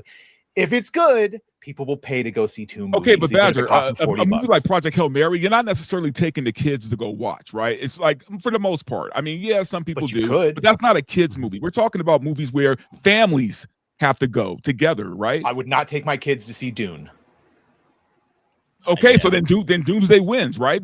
Purely because of the family. You're probably not going to see it in a premiere theater. Project Hail Mary is probably more of a family film than Dune or Doomsday. I mean, if I'm being honest, man, it is an But I'd absolute argue- fantastic. Yeah, but how many people were taking Which their kids to movie go watch costs more to Project Hail make? Mary, right? Doom. Well, I mean, those theaters Doomsday. are pretty full. Doomsday, I'm sure. Doomsday costs more. Just on Just- Robert's fucking salary. Yeah, Doomsday, definitely. Doomsday's So gonna yeah, be Dune like, Part 3 won't have to make as much to break even or make a profit. And regardless, I'm happy this movie is even made. And if there's more Dune things, maybe it'll be on HBO Max or whatever. But I think it's a win that this movie, that they're even doing Dune Messiah, is great. But And- ultimately, it's the rewatch value. I mean, are people going to watch Doomsday a second time, a third time? Is You know there the what? hype though Honestly, for most Doomsday? They're likely going they to really probably have will. to amp up the hype train for that. That's got to be a good movie for you to see it again. That's the thing. I That thing's feel gonna be like like we a don't half think- hour in the watch. door. I don't know about even that. though there have been a lot of leaks about Doomsday, I don't know what the tone is going to be. We've seen these teasers. I don't think they went over. Every teaser I saw in a theater landed like a thud. People were confused. Oh, for that one, yeah. Yeah, like they were like, "What is this?" I agree, man. But you got to remember, we are for however you feel about it, man. We're getting Robert Downey Jr. back. We're getting Chris Evans back. We're getting. I think Doomsday is going to be big. Because of how much it costs, they're probably not going to make as much profit as they would have if it was cheaper. But it's going lost to a lot be of Doomsday. We're fooling ourselves, and we're saying that Doomsday is not going to be a huge movie We'll see. Yeah, but it's not. It's lost a lot of momentum since Endgame. until we get a trailer, and then everybody's excited again. I think There we'll you go. really get a full trailer for Doomsday. It's going to be coming the weekend of San Diego Comic-Con. There'll be a Marvel panel. They'll lay out more specifically what the mystery movies are. They're X-Men movies. And we're going to get the full trailer. Downey will be there. There'll be an Avengers panel. But we really still don't know what this movie is. And we've seen the Russo brothers' efforts post-Marvel are not great. I, for one, am mixed. I've seen, like we see, and Elaine and I were talking before the show about our Dune Part 3 theories. I like some of the changes I think that Denis Villeneuve is making. I think Dune Part 3 could be the winner, but it doesn't need to make as much money. Okay, but we got to put ourselves in the minds of a normie, right? Because we're talking like critics, we're talking like people who are really in this space. But in the minds of a normie, right? You're a normal guy. You got kids who love Spider-Man and Captain America. Trust me, like Doomsday is going to be big, right? Whether we think it's going to be bullshit or not doesn't even matter. People are going to go watch that movie. When you just said that kids like Captain America, who did you mean? Because the last Captain America There's only one, was dude. Sam Wilson, right? But Yeah, but we're getting Steve Rogers. But you're not. You're getting Steve Rogers. He doesn't. Again, we're He's talking not about normies, even in the right? costume in the movie. He doesn't. He's because he's not. But we're Captain talking. We gotta wait and see how the trailer goes. The trailer's going to tell us a lot about Normies it. are going to see Robert Downey Jr. They're going to see Chris Evans, and they're going to make their minds based on that. Man, we're talking like people who are experts in this space. Yeah, but you're not going to see Robert. He stays in the fucking costume. They don't even mention that he looks like Stark. But his You're getting name is on the ticket, and people know the name. And they Yeah, but know also let's not forget that the kids who saw Endgame and Infinity War, they're about to head into college right now. Yeah, they're in their 20s now. And with Endgame and Infinity War, I mean, you had 20 plus movies to build up to that hype, and there's been like we've now like zero hype now, and they have to try to build that up again. Spider-Man does. I think we're really underestimating Doomsday at this point, man. And look, I hate Disney, but I mean, I already know this movie is probably going to be one of the biggest films of the year. Look, they built up to Infinity, the Infinity Stone, the Infinity Ring, but they haven't built up to this incursion thing. Sure, but the minute we see Dr. No Doom, one knows costume anything in a about the trailer, incursions unless you read the that's comic. going to change a lot of things, Alan. I'm telling you, man. Like this is. I think that's a good point. That I'm not a Disney cheerleader, man, but I'm telling you, this is going to be bigger than you guys are making. They threw a lot of member berries in there, so we know who's going to be in it. We know it's going to bring in the X-Men. We know it's going to probably, the Fantastic Four. We got a lot coming into this movie to kind of build that, hey, don't you remember these guys, that guys? Come watch the movie. It seems like it's very superficial. There's no real story. I don't know how that's going to play out when it comes to the audience, because nothing in Marvel is done in phases 4, 5, or 6 gives me any confidence that Doomsday is going to be some kind of a blockbuster movie. It'll make over $1 billion just because of what's in it and who's going to come and show up for it. But outside of that, it needs to make $2 billion to break even. I don't know, man. That's I don't think it's going to hit it. I don't think it's going to hit it. I don't think it's going to even get close to it. Yeah. I do believe though it's going to do some, what normal people would consider big numbers, just because it's Marvel, it's Doomsday, it's but it's like Robert every Downey Jr., Marvel these other movie names. that has come out. It'll do great the first weekend, and the second weekend and third weekend will all depend on how good that movie is. Yeah, and right Yeah, now the I don't have rewatch a lot of value and how confidence long the that- movie is. If it's a 5-hour slog, I'm not watching that twice, because it seems like they got like 35 characters in this thing, and it's like how much attention are they going to give to these guys, or is just a a CGI fest? Like that's really what it is. It's how good is the movie to make me care about my this universe, daughter because was a lot of people don't even care about Marvel like that. My daughter was very young when the first Avengers movie came out, and we saw it 7 times in the theater. Yeah, and it was yeah, long. that's what I'm saying. Yeah, all of those Avengers movies in the first 3 phases did gangbusters because people went and watched them multiple times. They didn't just watch it one and done. Do you feel there's any momentum? No, I mean, I don't think there's momentum right now because it's on we're the in- name we're- only what at this month is point. this? March? Like we're in March, man. The movie doesn't come out to December. We're not getting a trailer till probably after Spider-Man or right before Spider-Man, right? So it's gonna be a while before we see a trailer for Doomsday. Yeah, but I'm telling you, once the trailer drops, like the real trailer, and people see those costumes and they see Doctor Doom and all that, it's going to spark, man. And look, I still think Dune is going to be the better movie. I think Dune 3 is going to be the movie. But no, but you're talking about box office wise. I'm talking box office, and I think, man, for them to compete on the same day, if I had to pick a winner, it's probably going to be Doomsday, even though I think it's going to be the worst. I don't even know what we're arguing about. No one's denying that when they show fucking Wolverine and Toby Spider-Man and Doom, that people might get excited for it. We're saying, is it going to make over $1 billion? Is it going to make over $1.5 billion? I don't know. I don't Again, know. That depends on how good the movie is. Yeah. I don't think it's going to hurt Spider-Man either is. movie by them being in the same day. I think they're both going to do well. I think Doom Part 3 will be profitable, even if it's a modest profit. And I think, I don't know, if Doomsday can break even, that would be incredible, but I think maybe they're trying to look at it as an investment in its future. Yeah. Even if it doesn't do well, if it's a good enough movie, maybe that will buy back some, that momentum again for the next thing. You they have really down just the need to retain pipeline. your audience for Secret Wars. Yeah. Look, at the end of the day, Mario is beating them all. Okay. Maybe. Yeah, I mean, that's just profit if ratio. Mario is have- wiping the floor with all of them. Yeah, I mean, if you have Oh parents shit, with Chris, I young got to show children- you something. Hold on, I got to show you. All right. I was going to say, if you're a parent with young children, you're not taking to see Dune. Look what I got.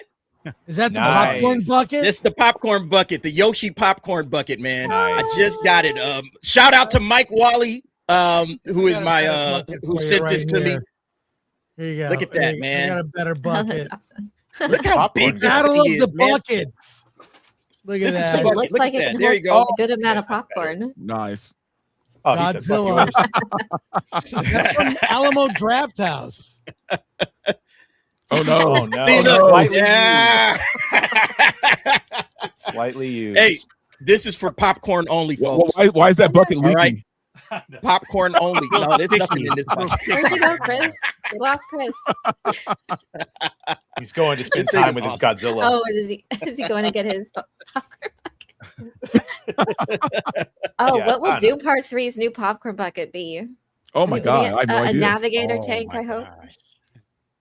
All right. Hey, you know what all Marvel fans like? Creamy filling. Oh no. This is Oh. real. This is real.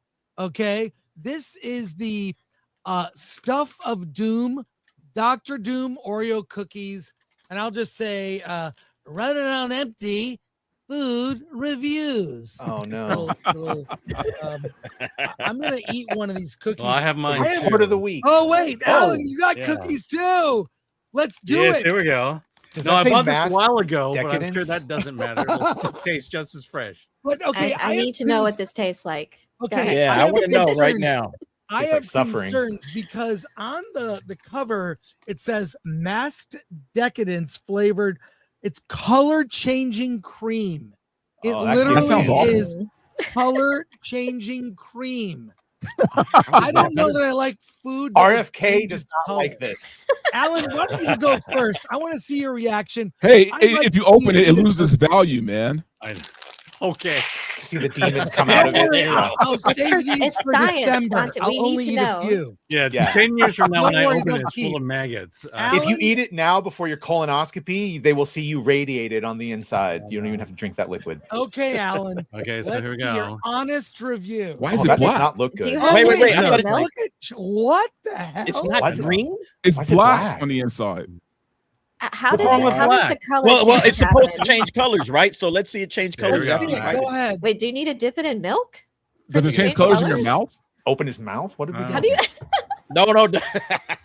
I mean, How is it? How is it, Alan? Let's see your mouth. yeah. Oh no. It tastes like an No! Oreo. I'm sorry, I'm dying. It tastes like an Oreo. Terrible. Yeah, let's just watch him eat. Like- What's your opinion, Alan? I mean, Is that's it regular flavor? Okay, All right, Chris, you I'm crack gonna it point open. out, you can Crack it see open. that's Yeah, crack it Dr. open. Doom. Crack it With open. Dr. Oh, yeah, it Doom is on the Dr. Doom. actual cookie. You can see Doom on the Does cookie. he have dreads? That does not And look like. I'm gonna twist. So you're and going to it's do it the definitely black on the inside. So here Oh, we maybe go. you have to dip it in milk and then it changes I'll color. dip it. I've got coffee here, so I'll dip it in my I coffee. guess that counts. That does, I don't know if that counts. It doesn't change. I'm concerned about when the color change happens. Does it taste like Doom? When it's coming out of you, it's green. Oh. when it comes out, it's brown. Oh. It changes color on the other side of it. Yeah, I don't that's understand. right. Yeah. I mean, does it change color? It tastes like Doom. No. Thumbs down. Alan just popped another one. It's not great. Welcome to Alan, Cookie what do you Talk. think? Alan's you on? rubbing, man. He ain't. What do you think? Well, I think this is the greatest bit we've ever done. Get him some milk.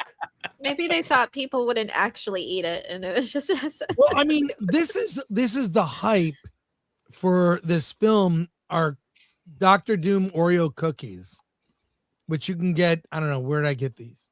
whatever grocery store. At available retailers That's near false you. advertising. It's not green. That's some false advertising, man.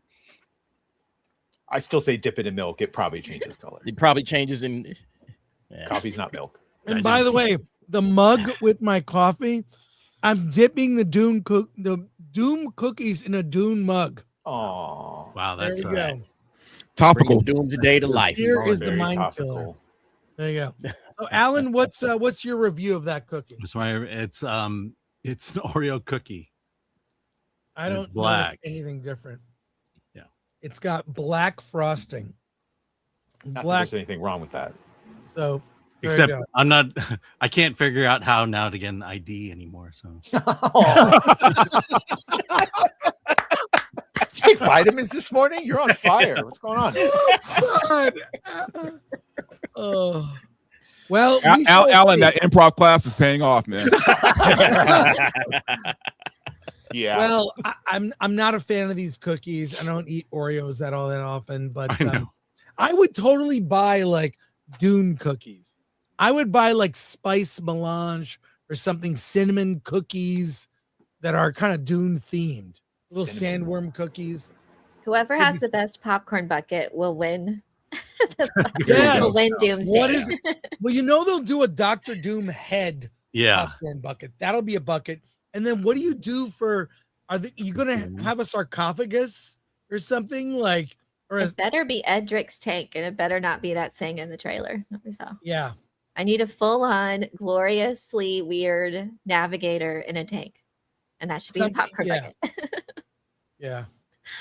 If you're listening out there, that's what it is. Let's go to soups as we wrap up, and I eat cookies. So That's the face Dante makes when he makes a good joke. Oh, there you go. Yeah, it's green. Yeah, it's free. Is it? Our tongues are green.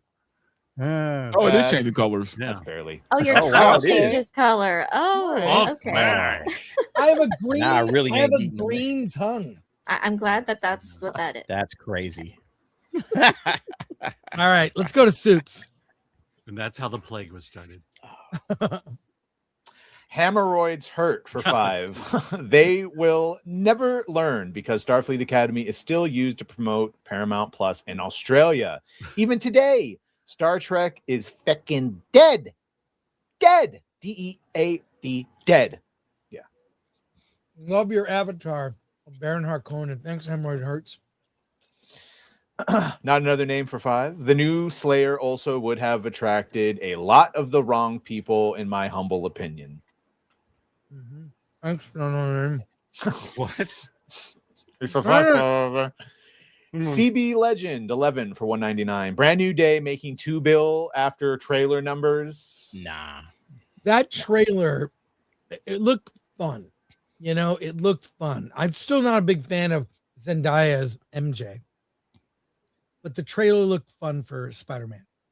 It's a good indication, I think, of what Doomsday will do if we can get people back showing Punisher and Spider-Man. And maybe not Mark Buffalo, but Pookie Malibu for 5. Imagine how hard it would have been working on an Axel Braun set. Yes. Well, the guy's a visionary.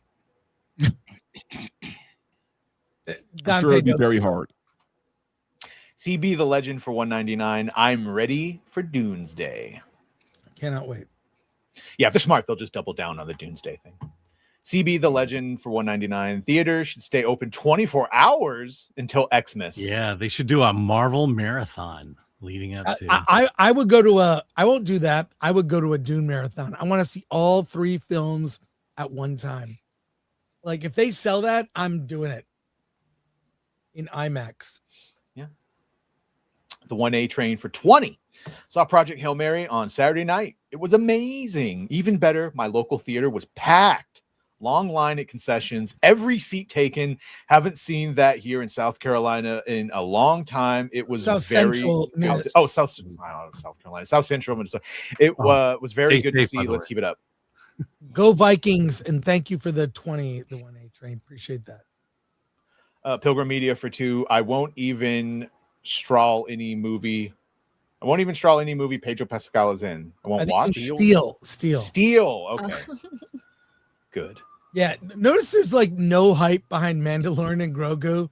Is anyone talking about it? Nope. The trailer gets zero reaction in a theater. And the Dune Part 3 trailer, people applauded at the end. Yep. It was nuts. Warachi for 2. I just got out from Hail Mary, best movie in years. Oh, that's great. Thanks, Warachi. 6G today. CB the Legend for 199. Hugh, Toby, Ryan, RDJ making 2 bill easily. It better. Yeah. We'll see. I mean, my skepticism is he's not playing Tony Stark. It's like Robert Downey Jr. in an outfit where you don't see his face, okay? And then you see Chris Evans as Steve Rogers. He's not in the Cap uniform. He's wearing jeans and a shirt. Terrible. But he's not referring to. He's not referring to box office. He's referring to cast salary. Yeah. Right. Oh yeah. I don't know if a lot of normies know that Robert Downey Jr. is not going to be like Tony Stark. Bro, I don't know if normies know who the fuck Dr. Doom actually is. No, I think they know Dr. Doom. I just don't think they know that he's not playing Tony Stark. So Justin Channels, member for 9 months. About the Oreos. My cream changed color once, and the doctor said it was from exercising too hard. Wow. Sorry, Badger. I couldn't resist. Could not resist. And thanks to our mods, Lord Thoth, MK Solid, ADL is 24, Ololique on Rumble. Appreciate you. And Atomic Glory and Glenuccio. And also, everyone, plug your channel as we wrap up. Here we go. Yo, Derek Anderson, the DA. So tomorrow, Daredevil, see the hat, right? Daredevil Born Again season 2 is dropping. We'll be covering whatever. I don't know if it's the first episode or first 2, but we'll be covering that on the nightcap. So come hang out with us tomorrow on the nightcap, and we'll see if it's any good. Hopefully it is. What's up, guys? Dante Robo Riot. Follow me, YouTube, Rumble, and X. And I'll be doing BRL this Thursday. And be sure to check out my video with Adrian Curry. We did a cool little interview where, we talk about America's Next Top Model, her time there, and her time at the Playboy Mansion, all kind of crazy, cool shit. So watch the video. Yeah, you can find me here on YouTube at Nerd Cookies, where I chat about sci-fi and fantasy news, theories, and lore. There will be lots of Doom Part 3 coverage incoming. I have several videos out right now breaking down the trailer in my theories. So yeah, check it out. Thanks. Daredevil actually is the first 2 episodes, and then it goes to single episode release. Check out my channel. We've got Badgercast coming up, and I got a new video out of what the course corrections will be once Gunn is out, and we're still stuck with the DCU. So it's a good one. Check it out. Wait, Gunn is out? I mean, when he leaves in 2027, if he doesn't renew his contract, and I don't think he will, just like what it's going to look like when they are they going to reboot again, or are we maybe just going to put Batman and Wonder Woman out and try to course correct this bitch into a profitable industry? Check it out. I think Good that question. The second one, and also check out Dante's video, the interview with Adrian Curry. It's great. And Also- DA, thank you for what you do late night. I watch you on late night. I'm there. I don't always. Oh, just post in the crossed chat. 35K too, 35,000 congrats, subscribers. Congrats, So that's shout out to awesome. everybody that's helped out. Sweet. The Film Threat family. Appreciate you guys. You guys helped out a lot. So I appreciate you. Awesome. It was great seeing you also last week at Yard Yeah. House. That was Yeah, a good. man, that's fun. It's a good. That's always fun, man. Pre-movie happy hour. It's great. Yeah. By the way, I forgot we have all 8 episodes of Daredevil. Nice. Oh, we should watch them. We should probably. We that's should a lot- watch them. That's a lot to All do right, by Wednesday. Wait, one last minute. Say that again, Alan. We have all episodes of Daredevil. Bruce Leroy Jenkins asked for it, and we delivered. So there you go. That's it for us. See you on Hollywood on the Rocks on Wednesday. Alan, what do you have to say? Let's get out of here.